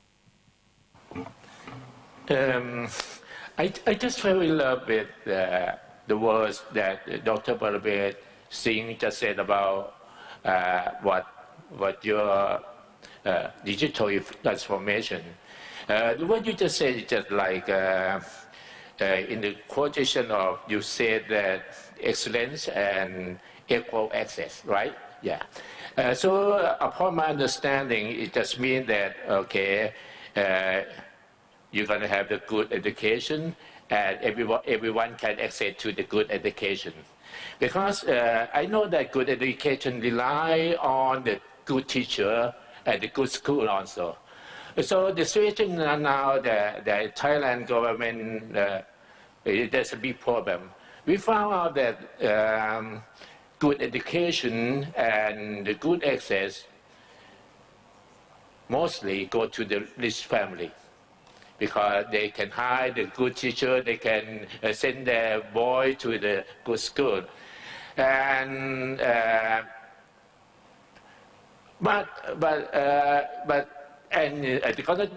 technology going to take place on that, going to play the role in the good education, good quality of education in the good school. I'm so curious about how the Indian government get the stakeholders to buy in, particularly when you have a big mass number of the teacher. Because suppose I'm a teacher, when I listen to you, I gonna think about I'm gonna lose my job, because the AI, the machine, and the robotics are gonna take place. The living teacher, like here. The student got to get the computer teaching them, not the living teacher as is. So I'm not going to cooperate with you, because you're going to make me lose my job. So how you handling this problem to what we call resistance to change or something like that? Right. So the issue of man versus machine, sir. Thank you, sir. In fact, this is the most important issue, because we did face the issue that when went to the people and said that you got to adopt the online education, one of the fears was that. And that also is because of the lack of self-confidence, because of the rural areas and all, where people are, the teachers are not that competent or trained to do that. So they said that, well, it is going to come and the student is obviously going to know more than me. So when he comes and asks me the question, I don't know. So the only way we said that, okay, you also update yourself. There's no other way that, and for you to update, we are providing you provisions for that. And we create this awareness in the programs. It's a continuous, even now we are doing it. We are doing it. We have to go and create the awareness, because I always quote the book of Dr. Spencer Johnson, Who Moved My Cheese. That book, most of you have read that. So we said that change is something which is inevitable. If you don't adopt the change, you will become extinct. And give the examples of being from the telecom background. I give the example of always the great telecom mobile company, which we lost out. We know which company I'm talking of. Their handsets were virtually ruling the world, about 80-90%. And that after some time, there were nobody in the market. Why? Because they failed to go with the change. So change is going to be there. This is what we try to tell the teachers. Look here, change is not going to wait for you. It's for you to come and adopt the change. Otherwise, if you resist the change, you will become extinct. It's a pain. Everybody, that's the human nature. It's painful. It's painful. And also we tell them that, look here, this is not going to replace the formal method of learning. The only thing is, they said that it is not going to replace the formal method of training. It's going to only supplement. So you use the online education platform in the blended mode or in the flipped classroom mode, that is the only way to do that. We give the examples of maybe a few years back, we were not using credit cards. We were not using net banking. Today, if we say, I won't use that, what would be our state? Well, you can't afford that. I mean, you can't live then. You can't live without a credit card. You can't live without the net banking. So the change is something which is part of life. So this is what we try to bring them and create awareness to them. And more, what the thing is, this resistance to the change will slowly while away if we train them.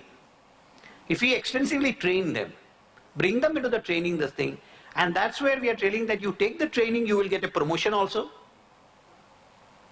So this way, once they start getting trained in the online mode, their resistance normally will stay away. But I do agree that this is the biggest challenge. That's the elephant in the room. but the problem that we are so sensitive, we are so concerned about the spirit and the soul of the good teacher that they provide to students. It's more than teaching. It's just some kind of sentiment or something like that. So how can we take care of that when we use the technology? You are very, very right. What we do is, we do get some of the students who do the online program onto a center for a far lesser time. If they are to spend 6 months in doing a course, instead of getting them across for the 6 months, you get them for 2 weeks, 1 week, toward the end. That is the incentive to them, that you do the course properly, you will be invited to a good institute and interact with the faculty, interact with the teachers. So then probably trying to make up for that part, Another is, what we do is the live sessions. And live sessions, we use the TV tool also. We have 32 channels I mentioned. So the faculty comes on live, and we have a software through which the students can interact with the faculty. So we say, okay, you are doing this course, the professor is either a web session through the platform itself or a television. We are using why I did mention about all the other projects was that we are trying to use them in an integrated manner, whether it's the digital library or all these things. So because all are under the same ministry, and there are multiple tools which could be effectively used on that. But as you rightly said, sir, nothing can 100%, we are as more close to that we can get, that's better. Because a renowned teacher counseling or mentoring somebody, how to do that online is a challenge, definitely, yes. Thank you, Dr. Paramet. Your answer is very good advice. Thank you. Thank you. Is there anybody who would like to add on to that topic, please? Yes. Thank you. Pia Pasirivetin, one of the researcher team from OTEPC. I would like to thank you, all of the dedicators who come here and give me some valuable information. And I would like to add something that from my own experience, from my research that is on about the Facebook platform to improve and enhance the English teacher behavior in some kind of attributes, and also the writing ability. And I use it as I use the digital equipment like Facebook as a platform. And what we concern is the replacing that you have been talked about, that we concerned about how do we can trust each other when we go interacting from other places, and we find that we can grow the trust from each other, from each side of the interactor in my research. So the answer from this issue about the concern, about the replacing, something like that, is you use the digital equipment as a platform, but you need the teacher as a facilitator. We swap the role of the teacher as a facilitator, as a mentor or something like that. So you also need the teacher. You don't need only the Facebook. You don't need only the AI, and you need the teacher to be a facilitator. And the teacher will be the one who grow something that you need to the students to learn. Either the content of what they learn and also their behavior. So this is what I have studied about. So just only this. Right. Thank you very much. So at the end of the day, the human touch will still be needed in the classroom, indeed. Right. No doubt about that. No doubt about that. The only thing, as we probably, is that the rate at which the things are changing, if we go only by the physical mode, we may not be able to reach there. That is the main thing to be seen. Because over and over, always we got to reinforce to the teachers that, well, it's not going to replace you. Maybe your role is changing a bit. Please adapt. You are going to play a far bigger role. Earlier, if you are teaching 200 students, say for example, each one of our course, there are some courses in which 7,000 to 8,000 students are enrolled. In fact, we have tied up with like the semester system. There's a semester which is starting in January. There's a semester which is starting in July. In July, the courses we have offered in the platform 591 courses. And total enrollments have crossed over 10 million so far. And we have courses, we have students from Africa, we have started from the Middle East. All these countries we are having the students, we are enrolling in that. So the student community is, very large. So this gives more exposure to the teacher. So a teacher who was, I can tell you with an example, a little from a rural area, he was so good in academic writing. The one teacher was so good in the course. When he used to offer the course in the university, there were hardly students who were willing to take that, or a handful of students. Now he's offering that, he's having 7,000 students who are taking that course. He has become famous now. He's becoming popular now. So these are the positive points where the teacher has to be told, look here, now your sphere is getting increased, your visibility will be increased. So these are there are definitely, nothing can, this thing that the teacher also have to work a little more toward the change. That is what this thing is there. And we are finding that number of countries like Afghanistan has tied up an MOU with us. The African students are coming to us in a big way. So this is catching up. There was a question from the participants who asked online regarding Sawayam. Is that how you pronounce it? Sawayam, right. Can people outside of India, for example, teachers or students outside of India, access to the system? Do you allow that? It is open to everybody. Even today you can try swayam.gov.in. Come that again, Sawayam. SWAYAM .gov.in. .gov.india. Anybody sitting here can go enroll. Enrollment is free. The courses are all free. Only we charge a nominal fee for the examination. That is all. And that too, for promotion, what we have done is, for teachers, there is no charges. And for students, we reimburse for the first 2 years to popularize it. Whosoever clears the exam, we reimburse them the money. So that this picks up. This picks up. Anybody can log in. All you need can log in. If you have a Facebook account or a Gmail account, you just have to use that to log in. That's all. It's simple to log in. Anybody can use it. Yeah. Right. Yes. I'm Anna from Singapore. We actually train teachers to use technology in the classrooms, grade 1 to 12. In that sense. I wanted to just chip in on the role of teachers and about change. I think from my work with the teachers generally are caring and compassionate. You know, they really want the students to learn. I think what we do is when they're using technology, they are wondering how would that help the children to learn.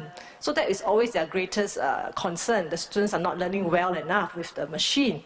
And so what we did was we let them experience the learning with the technology. So when they take the role of a student, because a lot of our teachers don't learn with technology, right? We come from an era where analog is the most, the environment that we grow in. So we let them experience it. And what we notice is that I think what we are talking about here when we're trying to integrate systems is about data.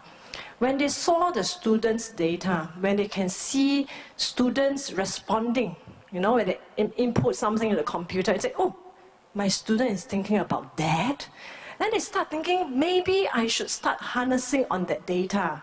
And then they start thinking, then maybe I would just need to change the way I teach. I don't then need to go to class and download content. Now I use the technology to allow my students to learn the content that's knowledge, you know, that can be from the machine. And her role is to then say, I set good questions and get me to think, know what my students are thinking. And when the students are having misconceptions, they use that in the classroom to actually deepen their learning. So we saw that in our teachers when they did that, when they saw how students are articulating their thinking through the machines. They were very, very impressed, inspired, and say, I want to do more for these children. There can be more that I do. And they start thinking about complementing, using technology to complement their craft. And I have teachers who come and tell me, say, Yuan, I do a didactic teaching. I just download lessons to the children. I use 1 hour. If I design a lesson with technology, it probably takes 2 to 3 hours. But they told me it's all worth it because I know what my students are thinking. The technology helps me to do that. During class, I can address the misconception. When I go home, I can look at it deeper. I can do better for the next lesson. So I guess incentives will work to some. We also have incentives. We also have that. I also think that extrinsic motivation is important. Certification are important. I guess the way we do our teacher training is another way. And really knowing that technology is all about data. This is why we are so interested in it. Data transformation. Data can transform the classroom too. Yeah, so that is, I thought I wanted to share that what I saw. Thanks. Thank you.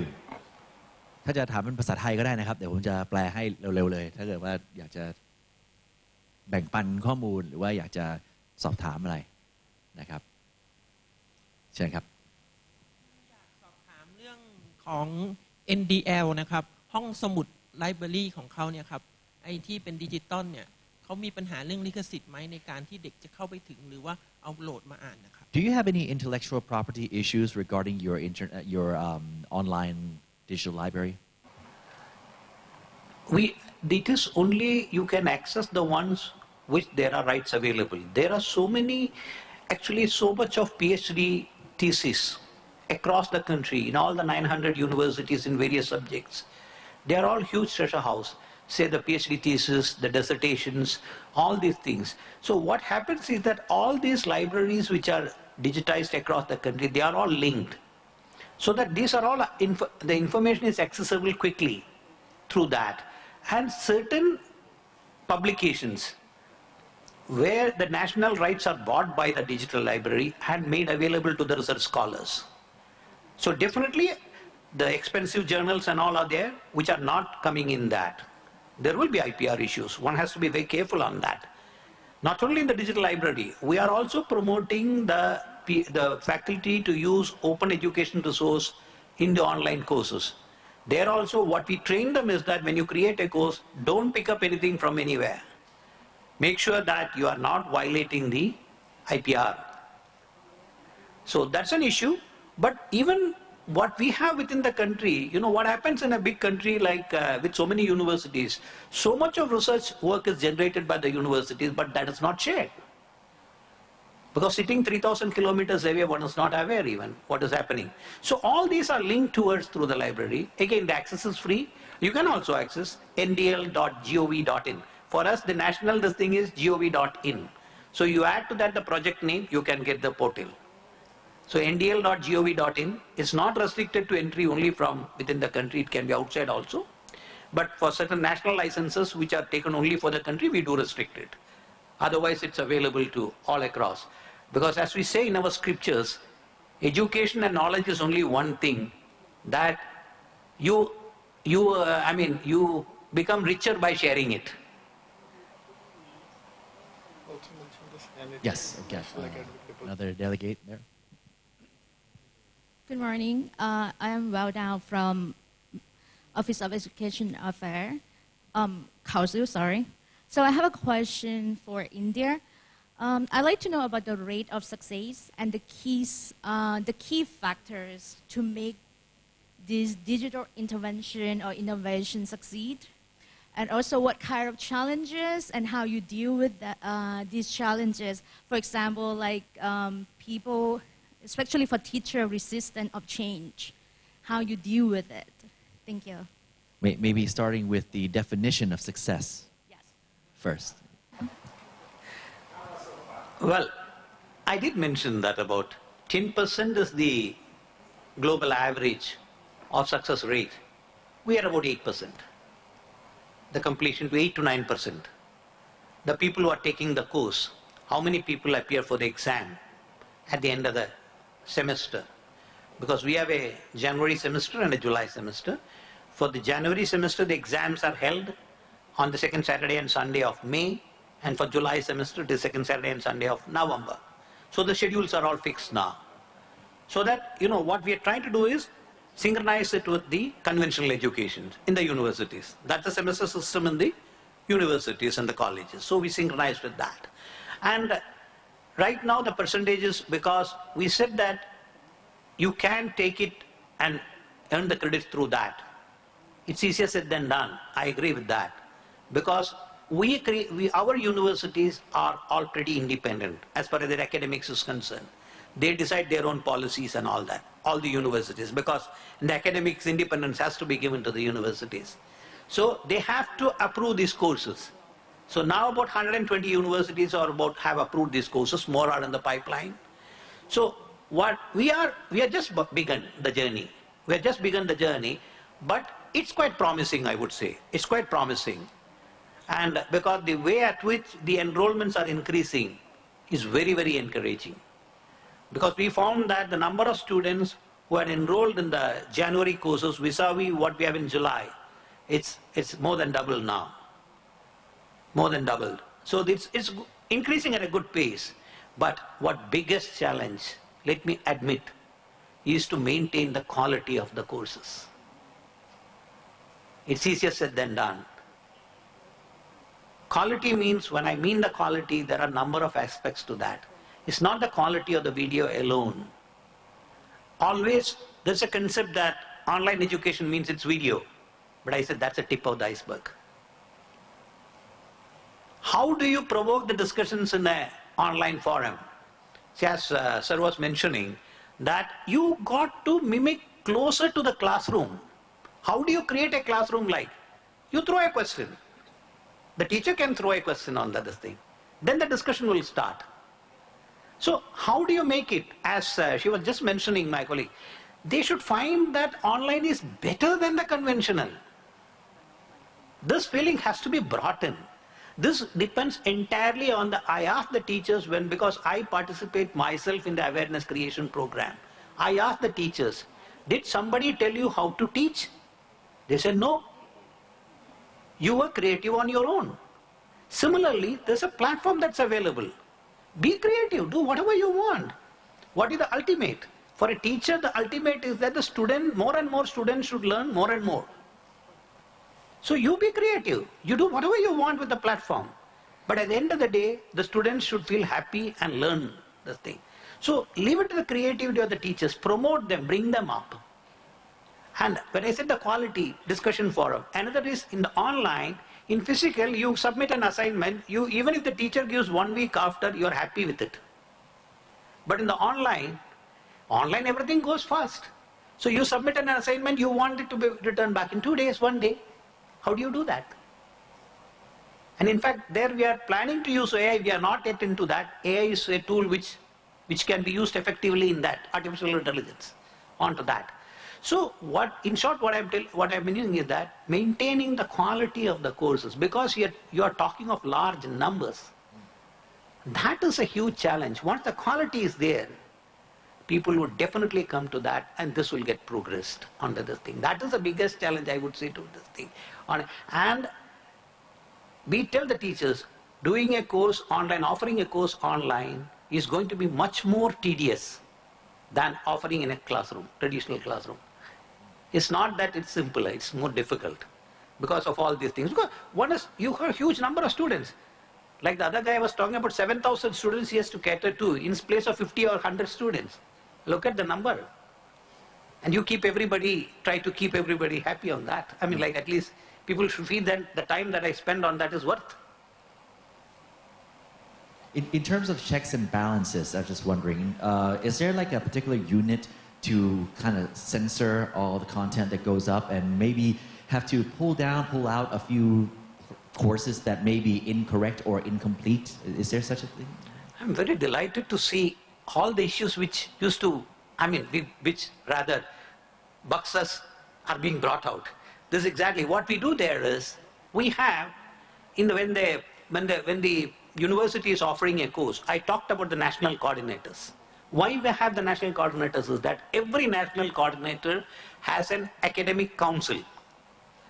So any teacher that is offering the course first has to get cleared by the academic council of that national coordinator. Suppose it's engineering, for engineering there's this thing. Then within that we have the subject matter experts who would see that first he will look at the credibility of the teacher who is offering. Oh, he has offered this course number of times, he's pretty popular. Okay, let us allow him to offer that course. Then, once he starts offering, there's a whole team of people who are behind him who monitor. Is he answering the assignments in time? He has, as per the schedule, he was supposed to be putting on assignments every week or conduct an assessment every 15 days. He's doing all that. Otherwise, he starts sending mail to them. Sir, you have not done this. Sir, you have not done that. So this is what is most important. So that's why when I said that, offering a course on online is a team effort. It is not a one-man effort, one-person effort. So these are all the things that we are trying to do. And when the content are there, we tell him that, okay, you suggest a subject matter expert who will review your content. One is suggested by you, one is suggested by the council. These two guys will review the content before it goes online. So it's all between the academic faculty. Suppose I am a faculty in electronics. I would say, he's a colleague of mine, he will review it. Okay, this one guy, another guy also. One from the same college, another from a different college. So you put such a system in place, clear it. Then not the ministry. Ministry only gives them the guidelines. The person is chosen by the same college or the university. Right. Because we don't know. We are not experts in the ministry on every subject. Of course. Yeah. Right. Yes, sir. Could I have something to share with you on the people here? First, I like to make myself clear first. I'm not resist to change. I'm not a teacher. But lately, I went to one meeting, and the guy from Amazon said that the teacher not going to be the teacher anymore. The teacher going to be the moderator. And the teacher going to be the knowledge manager, because the knowledge is everywhere. And Amazon bring it together here, so you can go for that. Let me think about this from the first question that I asked. We're going to lose the spirit and soul of the teacher, because the teacher in Thai culture is like your second parent. But maybe the first parent, because the boy, the girls not listen to the parent anymore. When we get to school, they listen to teacher. When for my experience, I teach them my homework. They say, no, the teacher don't do this way. You get the wrong way or something like that. So what I said is, I believe in both sides. I believe in the machine, I believe in the technology, and I believe in the good teacher also. But I hope that this meeting going to find out the win-win solution for digital transformation. I mean that the teacher and the machine can live together. That's what I try to say. Thank you. Thank you very much, Kun Awud. So if there are no further comments or any questions, yes, okay. Maybe one last comment before we head to good afternoon or good morning still. I'm Jennifer Lopez from the Philippines, from the Bureau of Human Resource and Organizational Development. I really congratulate you with the efforts. That's one of our also targets later on in the Philippines for learning and development interventions. What I'm very much interested in is how do HR systems respond to this in order to help you quality assure, right, the people or the teachers undergoing this kind of training? Because I observed that you mentioned in your presentation that it is one of the eligibility requirements for promotion. Is that automatic? Is there any form of accreditation or something in order for us to really help our system quality assure that? In fact, one of the eligibility what we mentioned is because there are a number of other issues, like there are various grades for the teacher when he joins.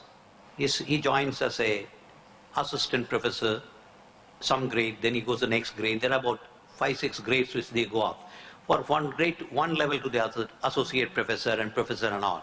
There are number of criteria, like how many papers have you published, number one. Number two, how many students you have guided for a PhD, or do you yourself have a PhD? I mean, these are, and plus, one of the criteria is that, have you updated yourself? Training. That is where this comes in. That's why I said that you just can't do a course alone and say that give me promotion. No. Oh, I see. I mean, there are other criteria too. That's why the Academic Performance Index, API, what I mentioned there, due to paucity of time, I didn't elaborate on that. They have got few indicators. All will be put together.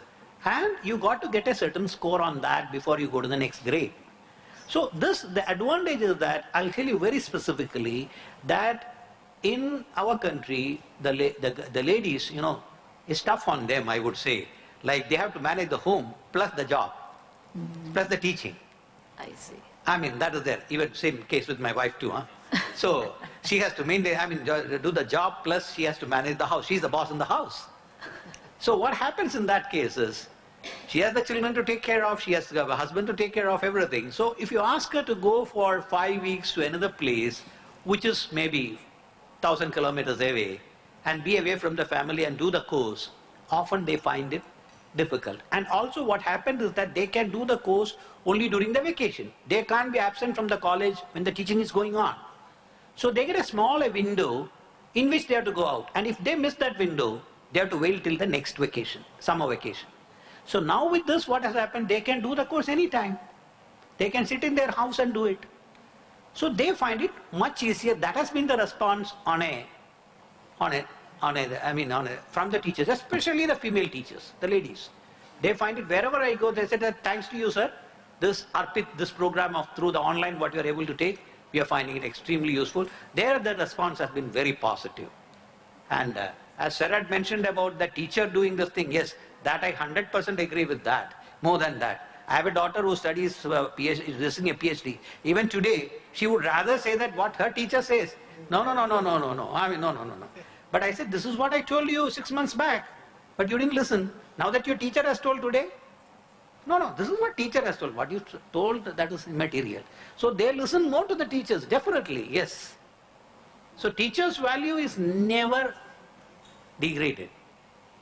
So the response from the teachers have been extremely good in that, from that point of view, from their career progression and all. But we need more progress in them adopting this and contributing courses on this.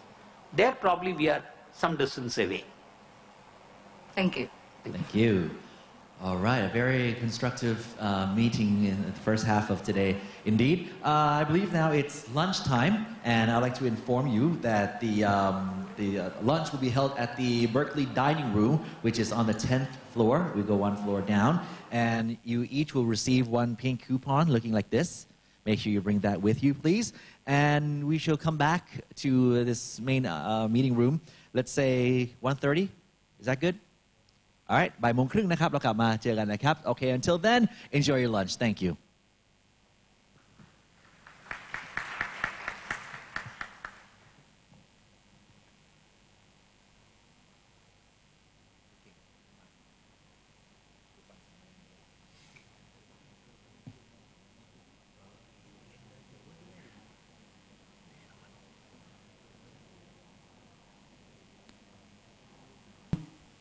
เรานัดกันไว้นะครับบ่ายโมงครึ่งนะฮะ